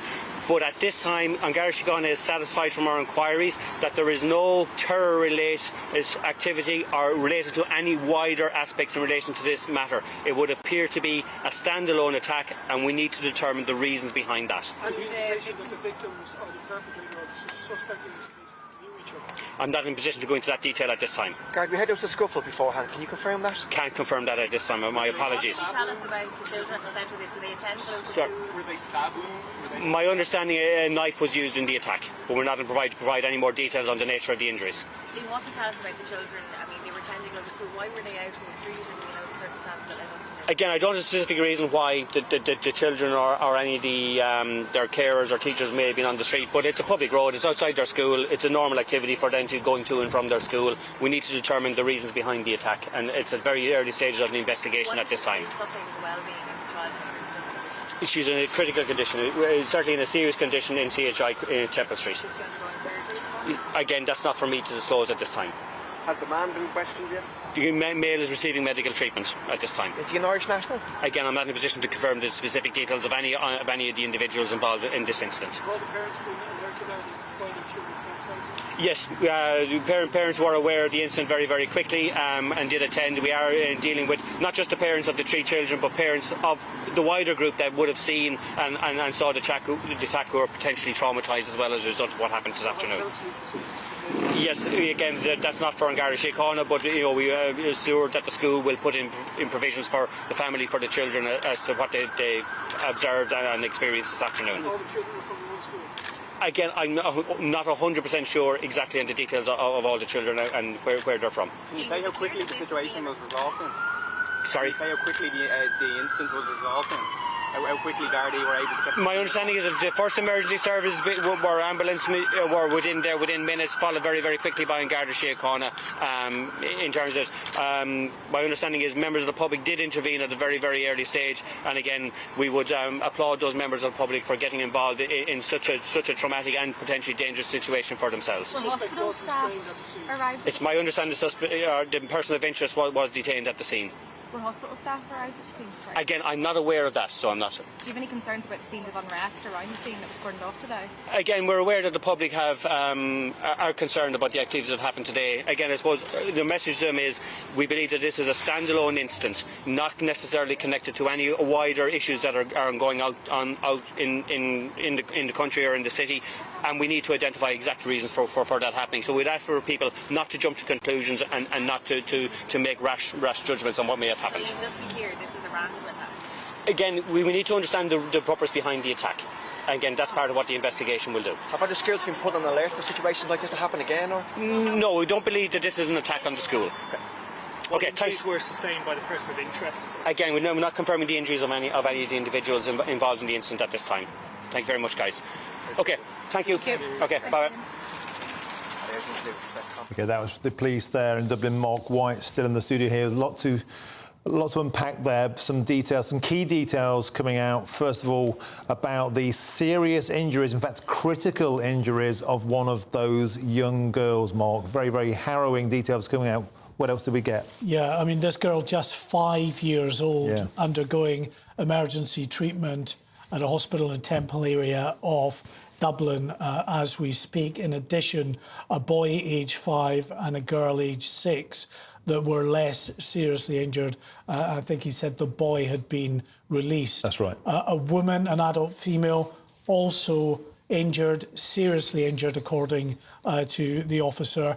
And the male, who we believe to be the alleged assailant, suffered, again, serious injuries. Now, we believe that he had minor injuries, but he's been described, certainly by the senior Garda and Síochána police officer, as having sustained a serious injury. They described this person as being a person of interest to them, that they're not looking for anyone else in connection with this incident. He was asked if this person in custody was someone of Irish nationality. He said he was not in a position to confirm that, Martin. And he said he was being open-minded at this early stage of the investigation about the cause or the motive behind this attack. But he said he was confident that it was not related to terrorism and it was an isolated incident. He also, interestingly, just right at the end there, said he did not believe that this was a targeted attack on the school itself. So some interesting facts coming out there. Also, he reserved some thanks and praise for those members of the public for intervening in what he said was clearly a worrying and dangerous unfolding situation. Indeed, Mark White, he said, I applaud the members of the public who intervened early on. No doubt, Mark White, helping this become, stopping it become a much more serious condition. Wow. OK, I'm joined now by Irish talk show host and broadcaster Niall Boylan. Niall, we just heard from the police there, the harrowing details coming out. A girl aged 5 in critical condition with serious injuries, 2 other children hurt, an adult female with serious injuries, and the person of interest, an adult male in his 50s, still receiving medical treatment, also with serious injuries. A harrowing incident in broad daylight outside a school in Dublin. Quite shocking, and this was a Gael school as well, for those who may not know what that is in the United Kingdom. A Gael school is a school that teaches in Irish all the time. In other words, they speak Irish even during maths or during biology or whatever it is happens to be doing. There are very few of the Gael schools in Ireland. Also very lucky that it was close to a hospital. Temple Street Hospital, Children's Hospital, is literally just around the corner. For people who don't understand, Parnell Square is at the top of O'Connell Street, which is the main thoroughfare in Dublin City. It couldn't be busier. And that's going to be part of the problem in relation to this investigation. Our Minister for Justice is going to be under a lot of pressure, because in Ireland over the last 5 to 6 months, there's been a huge amount of pressure in relation to, are the streets safe? Do we have enough Garda Síochána, or police, as you call them, on the streets? On numerous occasions, the response times have been low in the city centres because there just isn't enough Garda Síochána there. Now, it does seem that members of the public intervened, which was really lucky when you think about it, because we've got a 5-year-old who's critical in hospital, we've got a woman who's seriously ill, and 3 other people injured. It could have been a lot worse. My heart goes out to the families, to these people and their families and friends, and I hope they all make a full recovery. But this could have been worse if it wasn't for the bystanders in the area. And again, this is the problem we have in Ireland, and it's been on discussion on every radio station, every TV station over the last 6 months. We don't have Garda Síochána on the streets. We don't have enough of them. Well done to the guards who were there and the emergency service who got there in time eventually. But unfortunately, their presence is not noted on the streets, and this has been a problem of recent times. Now, I know they've said they don't want people to speculate, but again, I say to you, there's a huge amount of pressure on the Irish government at the moment of the security of the state. And a lot of that comes down to when people will be speculating, and I would ask that people don't speculate of the nationality of the person. But as you may or may not know, we've had a huge amount of talk and conversation and debate similar to the United Kingdom about the amount of immigrants in Ireland and people's safety. And people talk about all that all the time. And again, I don't want people to speculate because we don't know yet who the perpetrator is in this particular case. And Niall, the fact that members of the public intervened so swiftly, they were applauded there by the Garda. You only only have to say that without that intervention, this could have been much, much worse. Absolutely. And it was a woman. When you listen to this woman, she was on RTE News, the national broadcaster's news a little bit earlier on. This is a woman in her maybe late 50s or so. I don't want to speculate on her age. But, I mean, she took it upon herself when she'd seen this man doing, as she described, a stabbing motion. She ran across the road. She blocked him from stabbing them. She pushed the school teacher and the children out of the way. And her, as she describes, an American lady, surrounded this man until other bystanders got him to the ground. I believe, by the way, one of the injured was a man who I believe was somebody who tried to stop it. He may have got us being stabbed in the process of trying to stop this individual. So again, as I said, it could have been worse if it wasn't for the bystanders that were in the area. And what's quite shocking is that this is the really busy part. This is the heart of the city. There should be police at every single corner, but there just isn't. And this is the conversation we've been having for months in this country about the security in the city centre, because we've seen so many incidents now, which is not unusual for Ireland, because Ireland is a reasonably peaceful place. We don't see many murders, we don't see many incidents or assaults, but over the last few years, that has risen rapidly. And An Garda Síochána and the chief of the police has been under a huge amount of pressure to basically arrest, pardon the pun, this problem that we've had over the last few months. And you think, Niall, it would take a terrible tragedy like this for the police to actually wake up and buck up and sort of realise they have to do something about this street crime?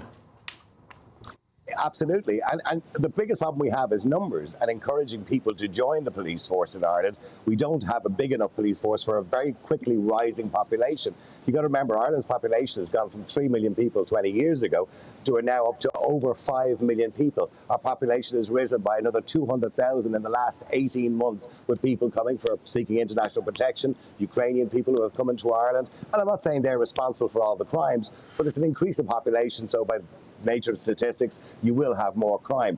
And it has become a problem. Only recently we saw the death of Aisling Murphy, who sadly was stabbed to death in County Mayo in Ireland. And Joseph Puska, the man responsible, was found guilty only 2 weeks. OK, we've lost Niall Boylan. Thank you very much for joining us, though, Niall. Irish talk show host and broadcaster Niall Boylan with that update on this harrowing incident. We'll bring more of that story to you throughout the whole evening on GB News as it comes to us. But we're moving on now to our next story, and that is to the soaring net migration figures. The figure in the year up to June 2023 stood at 672,000. This marks an actual fall from the 2022 figure, which has been revised to show that net migration hit a record level of 745,000. Former Home Secretary Suella Braverman has branded today's record numbers a slap in the face to the British public. Well, let's cross now to Westminster and speak with our political editor, Christopher Hope. Chris, another Tory rebellion happening over this. It happened over Rwanda. Now it's happening over today's net migration figures. And once again, Suella Braverman coming in with the potential solution. Shall we start by running through some of the numbers and then turn around to what Suella Braverman said next? Yeah. OK, Mark, there are two big numbers out today, Martin. That for the year in 2022, the government had said that around 606,000 migrants came here net, so that's the difference between those who leave and those who arrive. They've recalibrated that to 745,000. That's for the last calendar year. But separate to that, they've given out more new figures for the year to June 2023, and that shows an increase from 607,000 to 672,000. That means that 1.2 million people have arrived here, more than those who have left in the 2 years to June 2023. It's caused apoplexy amongst some parts of the Conservative Party. We've seen Suella Braverman, the former Home Secretary, has issued a tweet today, and she's really, really upset about it. She can't understand how it's so big. Of course, she stopped being Home Secretary last Monday. She wrote here on Twitter, today's record migration stats show we've let in an extra million people in just 2 years, a population equivalent to the size of Birmingham. The pressure on housing, the NHS, schools, wages and community cohesion is unsustainable. She finishes, when we do say enough is enough. That's a question. When are we saying enough is enough? That's a question for the Prime Minister. She's now a major critic on the backbenches. She's not alone. Other MPs on the right are very, very concerned about it. Danny Kruger is the chairman of the New Conservatives group, about 20 Tory MPs or young MPs trying to rethink Tory politics, and also Sir John Hayes, who's chairman of the Common Sense group of Tory MPs. And earlier we spoke to them here in Westminster. It was our manifesto pledge that we would bring numbers down. We've seen them treble in the last 4 years. It's totally unacceptable. If we're to look the voters in the eye at the election next year, we've got to deliver on that promise. And the idea that we should have had net migration of 1.3 million over 2 years is unsustainable, unacceptable, and frankly, the public won't wear it any longer. There you are, a taste of the fury on the backbenches of the party. The problem is this is legal migration. The government is not controlling. It's not the same as illegal migration, and that's why they're so cross. Back to you, Martin. OK, thank you, Chris Hope, live from Westminster. It never rains, but it pours for the Conservatives on migration. OK, there's lots more still to come now. Between now and 6 o'clock on the day that net migration figures hit a new record high, it's emerged that the number of refugees sleeping rough in London has gone up by more than 800% in just 2 months. But I want to talk to you about those figures. Suella Braverman's intervening, but is it too little too late? Have you completely lost faith in the Conservative Party? Is this the final coffin nail? That's the big question. Let us know all the usual ways, gbviews@gbnews.com. But before all of that, here's your latest news headlines with Theo Chikomba.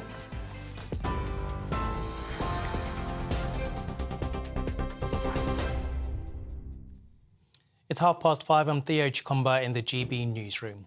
Police have confirmed a 5-year-old girl is receiving emergency medical treatment following a serious assault in Dublin's city centre. Footage on social media showed emergency services on the scene in Purnell Square, near where the incident happened. Speaking in the last few minutes, Superintendent Liam Geraghty said a man in his 50s who's also being treated for injuries is a person of interest in the suspected stabbing. 13 hostages held by Hamas are due to be released from Gaza as a temporary ceasefire with the terror group is to begin tomorrow. A spokesperson from Qatar Foreign Ministry said the first group of civilians will be released at 4 o'clock. Meanwhile, the Foreign Secretary has met with the Israel Prime Minister Benjamin Netanyahu on a visit to the country. Lord Cameron said he wanted to see for himself the communities affected by last month's attacks, and he hopes that all those involved in the truce deal will make it happen. Downing Street says more measures could be introduced to curb net migration. It comes as new figures showed legal immigration to the UK hit a new record of 745,000 in the year to December. Most estimates suggest immigration is now slowing while the number of people leaving the UK is going up. Here's a quick snapshot of today's markets. The pound will buy you $1.2534 and €1.493. The price of gold is £1,589.43 per ounce. You can find more on all of those stories on gbnews.com. Now back to Martin.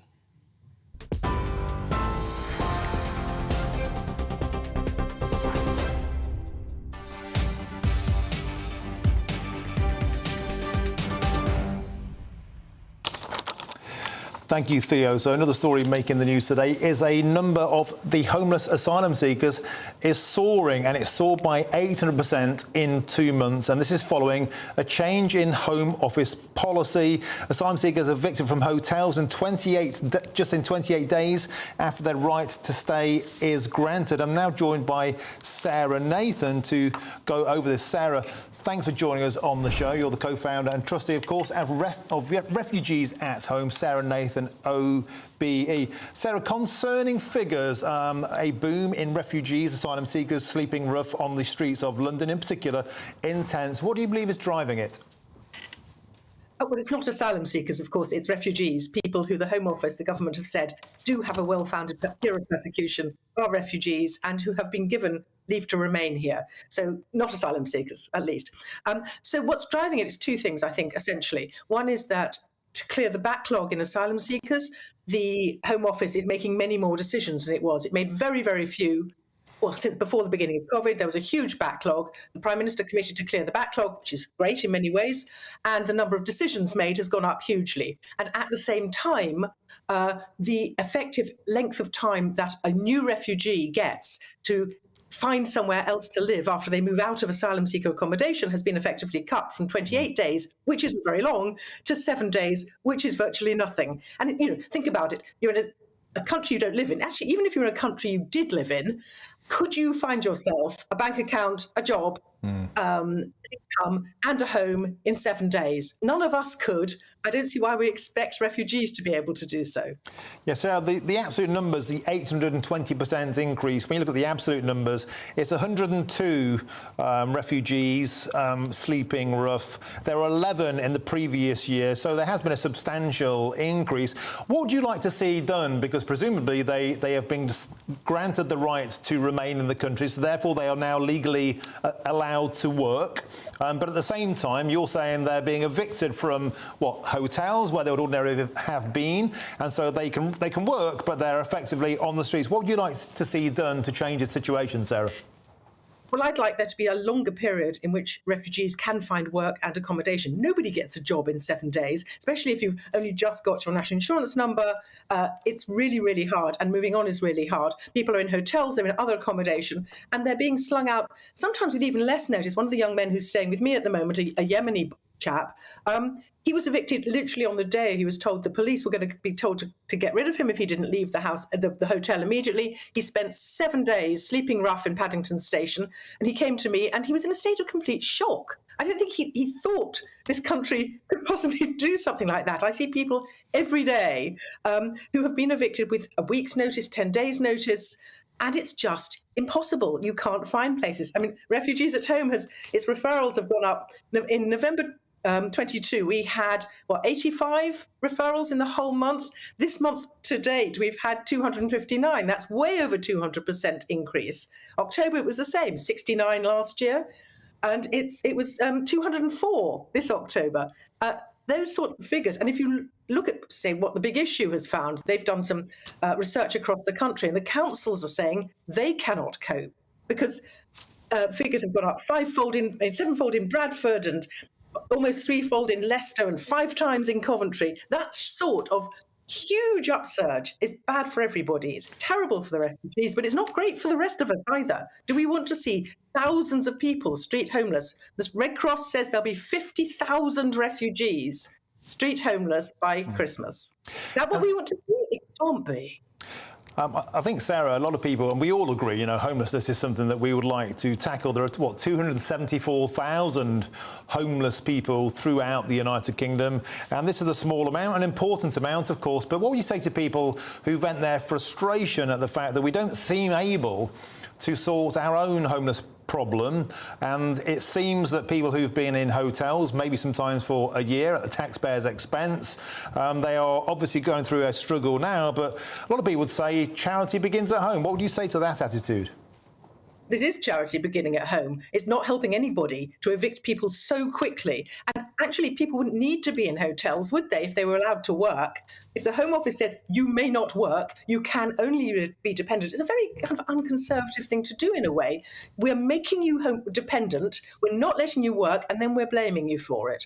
That doesn't seem right, does it? It seems like a very odd thing to do. Of course, there's a much bigger homelessness problem. It's a huge homelessness problem, and that needs a proper being addressed by policy. I mean, the refugee absolute numbers is quite small. It's just that it has suddenly gone up by such a large proportion as a direct result of Home Office policy in a very few months. And that is startling and I think concerning, whatever your views are about other people who are homeless. All homelessness is bad. We all agreed that. But to make people homeless so quickly from a position where they haven't been allowed to work for maybe a year or 2 years, they haven't been allowed to do anything really, and then suddenly you say, "Wait, you've got status. We believe that you are fleeing war, you're fleeing persecution. Now you're out on your ear with no warning, effectively." I'm not sure who it helps.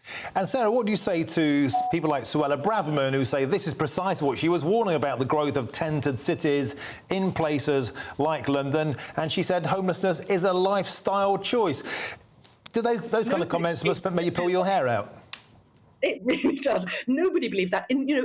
I live near the A40 in West London. There's a footbridge over that, and under that bridge were at one point 10 Eritrean young men. And yeah, we bought some tents for them, because what was the other option when there were so many so quickly? Were we supposed to leave them out in the rain? Could we have been arrested? Could we have been fined for showing basic humanity to people who were out in the rain because of Ms. Braverman's policy changes? That doesn't seem right, does it? No, and Sarah, and what do you make of the boom in kind of small boat arrivals and the backlog? Surely what you'd like to do is try and solve this backlog to get the claims processed more quickly, so we don't drive people onto the streets.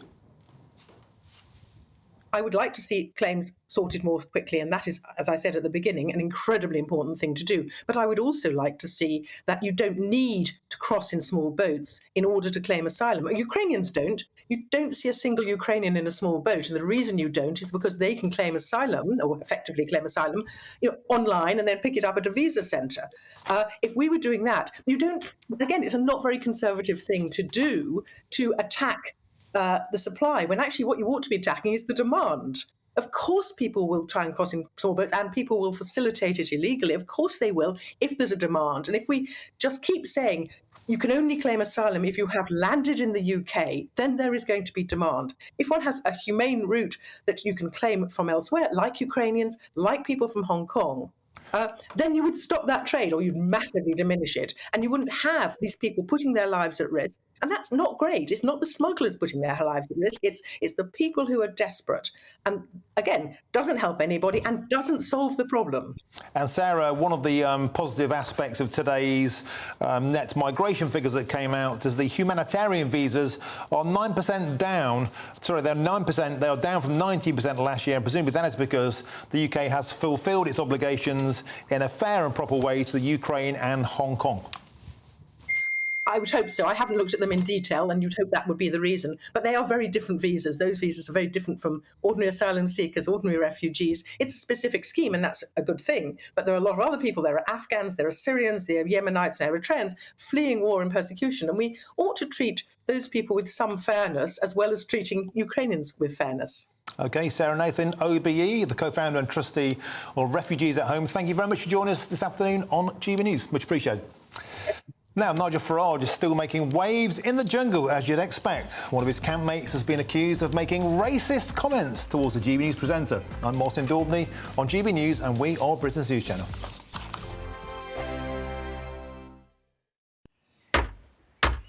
Who is it? We're here for the show. Welcome to the Dinosaur Hour with me, John Cleese.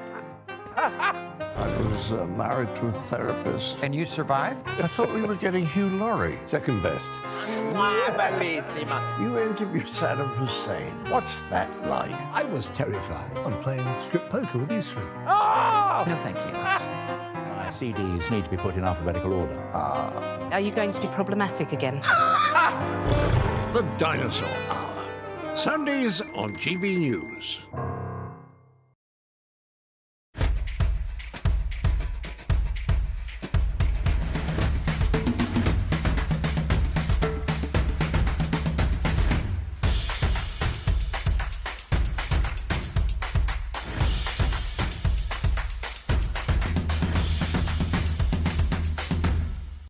Wake up to the headlines with Headliners every morning at 5 a.m.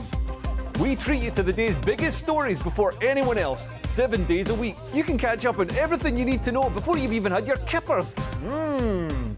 Headliners every morning at 5 a.m. only on GB News, the People's Channel, Britain's news channel. GB News, unlike other broadcasters, isn't obsessed with the London-Westminster bubble. We think there's a nation beyond the M25, and that's why we talk about the issues that matter across the land. Join me on State of the Nation, 8 to 9 o'clock, Monday to Thursday, on GB News. Daisy's listening, and you should too. I think the most exciting bit for me is talking to people. People who I think are ignored often by the major news channels.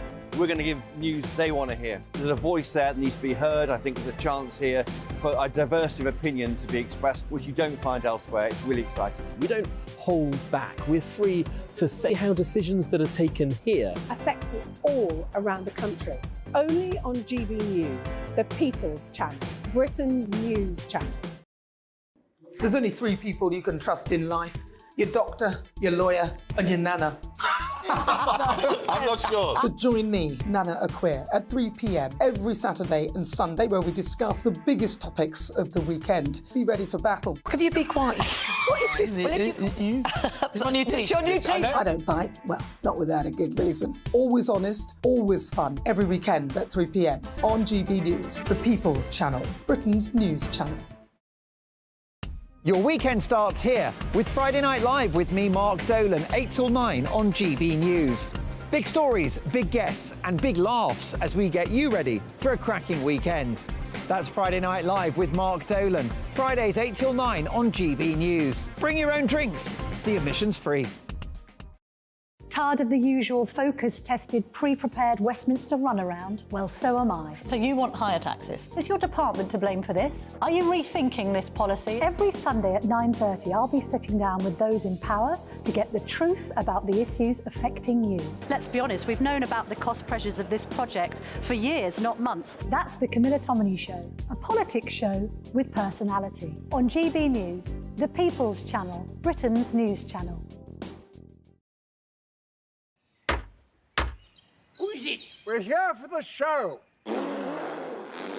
Welcome to the Dinosaur Hour with me, John Cleese. I was married to a therapist. And you survived? I thought we were getting Hugh Laurie. Second best. You interviewed Saddam Hussein. What's that like? I was terrified. I'm playing strip poker with these three. Oh! No, thank you. My CDs need to be put in alphabetical order. Are you going to be problematic again? The Dinosaur Hour. Sundays on GB News.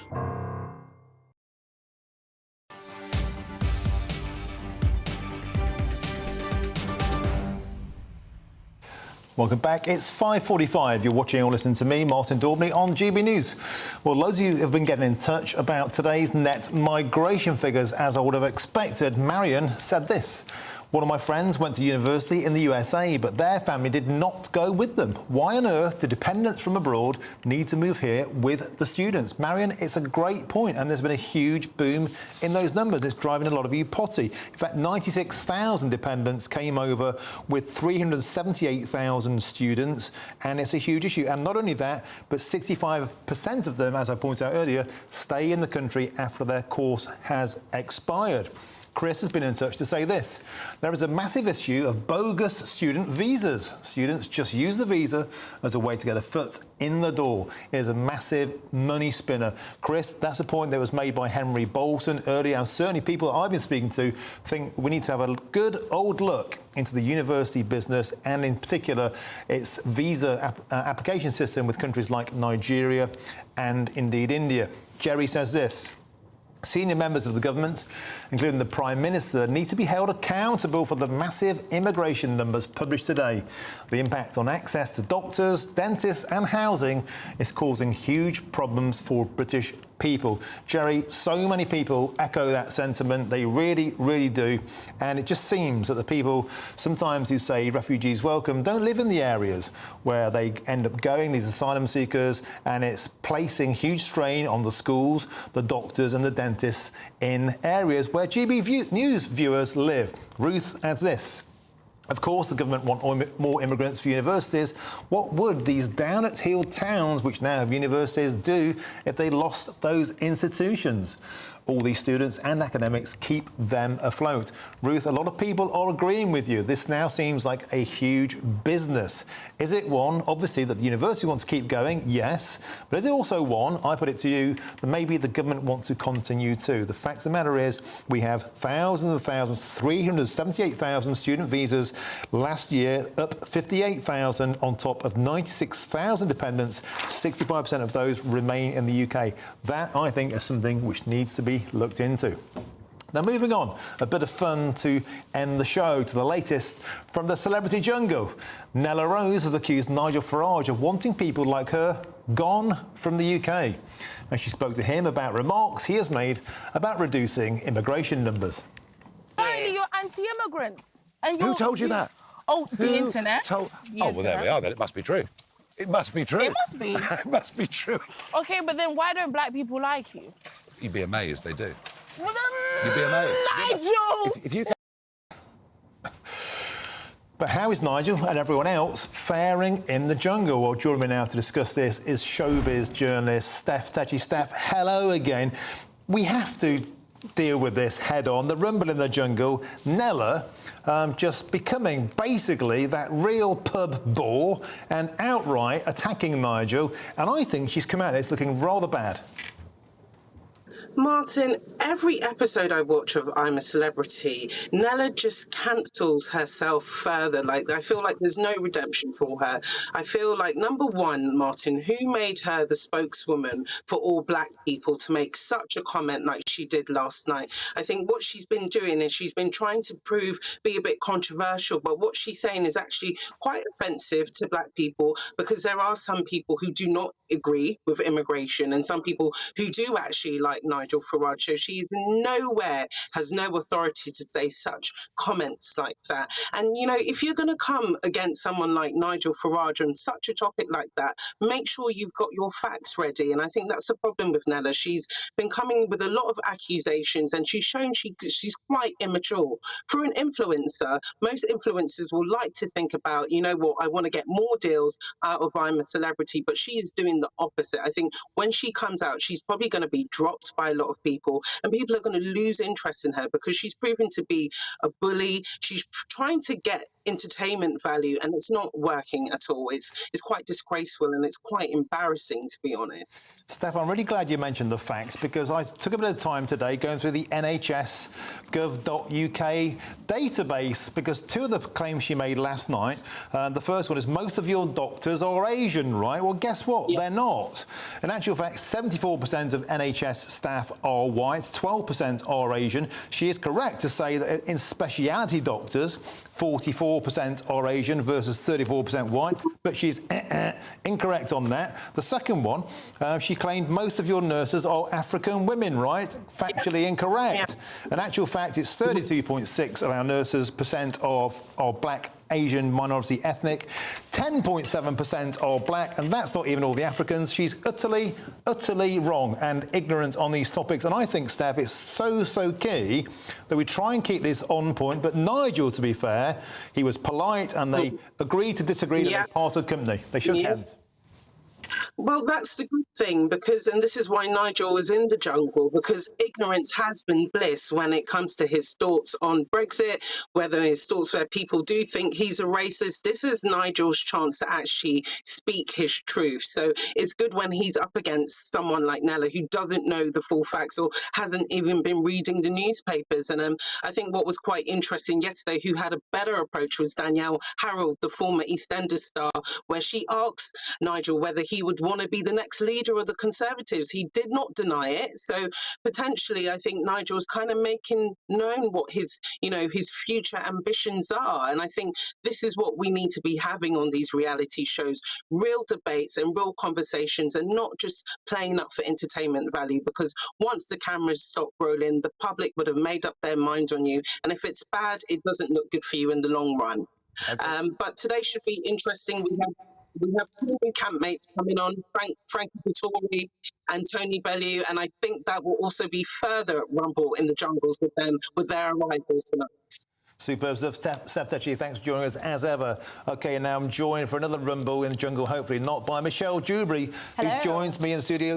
Obviously, you're doing Jubes and Co. next. I'm also addicted to that jungle in solidarity with Nigel, because all of these people saying they're going to boycott I'm a Celebrity. Well, I've gone the opposite way, and I'm watching it for the first time in its entirety because of Nigel. I noticed something quite odd last night. I don't know if anyone else picked up on it. When that Nella person, I don't know if you watched it or if you caught up on that or if you discussed it, she turned around and she said, I know that I'm seen as the victim in here, or words to that effect. And I thought, Well, she's trying to play the cute ones. In actual fact, she's not the victim at all. I think she's an overactive loudmouth. She's turning into the biggest numpty in the jungle, and I think you're dead right. I think people are rallying around Nigel because they see her as the pub bore, just bullying him. I must say, having done a reality TV show myself, there's a huge amount of editing that goes in on these things. So what goes on versus what we, the viewer, see and hear, and the narrative that we see. I mean, I remember doing The Apprentice, and when you watch it back, some of the stuff that went on, I was like, what? That didn't happen in that order. I didn't do that then, and that wasn't quite like that. So I remember watching my show back thinking, but there you go. OK, you've got a quick minute to tell us what's coming up on the Tubes & Co menu. Well, we'll have the very latest on that horrendous situation in Dublin. Mark White will be keeping me company to bring us up to speed on all the goings-on there. Then I want, of course, talk about the net migration figures. I've got Ben Habib, Housewife's favourite, Britain's next Prime Minister. Make of that what you will, whichever description you prefer. So I want to unpick all of that, what's going on, and ask whether or not Labour would do a better job of managing our borders. Do we think that? What would that look like? Also, as well, I want to ask about the rise of the right. So Geert Wilders in the Netherlands. I find it quite interesting what's going on, not just in the Netherlands, but lots of other different countries as well. What's behind that? I want to explore and unpick that as well. NatWest tells Sid. We earn, don't we, about 40% there or thereabouts of NatWest. Is it right, then, this plan, to make us shareholders or not? And lots more, too. Great stuff. I'm very envious that you got Ben Habib. I tried to get him on this show earlier on. I was very disappointed. Delighted for you that you got him. It's going to be a great show. Tubes & Co coming up. I've been Martin Daubney. I'm back tomorrow, 3 till 6. But stick around now. Tubes & Co right after the break. Hello again, welcome to your latest GB News weather update from the Met Office. It'll remain windy for many areas through the rest of today, but there'll be a spell of rain marking the change to some colder weather through the next 24 hours or so for many of us. That spell of rain will be brought by this cold front. It's slowly sinking southwards, and behind it, that's when we've got the much colder air being introduced. So some rain for a time across central areas this afternoon and then into the south through this evening. Further north, fairly dry for many, but rather cloudy. There will be some snow showers across the hills of Scotland and some icy and very windy conditions across the Shetland Isles as well through this evening. We'll see temperatures lower than last night, so a chillier start tomorrow morning, but frost will be fairly limited because of that strengthening breeze. But it will be a very chilly day through Friday for the bulk of the UK away from the far southwest, so temperatures here will still fall through the day. There'll be a bit more sunshine on offer, though, through Friday. Plenty of sunshine up through Scotland, northern England, central areas of England as well. A little cloudier in the far southwest, where we're holding on to that slightly milder air through into the afternoon on Friday. And then through Saturday, with clear spells, it'll be a very frosty start, potentially as low as -8 to start on Saturday morning. But again, plenty of crisp autumnal sunshine across the UK through Saturday. It'll be another frosty start on Sunday, but rain will arrive from the west, giving us a more unsettled start to the new week.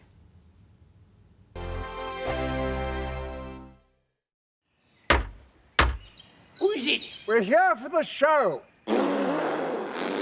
Welcome to the Dinosaur Hour with me, John Cleese.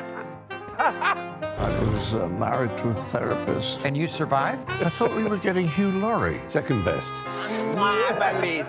You interviewed Saddam Hussein. What's that like? I was terrified. I'm playing strip poker with these three. Oh! No, thank you. My CDs need to be put in alphabetical order. Are you going to be problematic again? The Dinosaur Hour.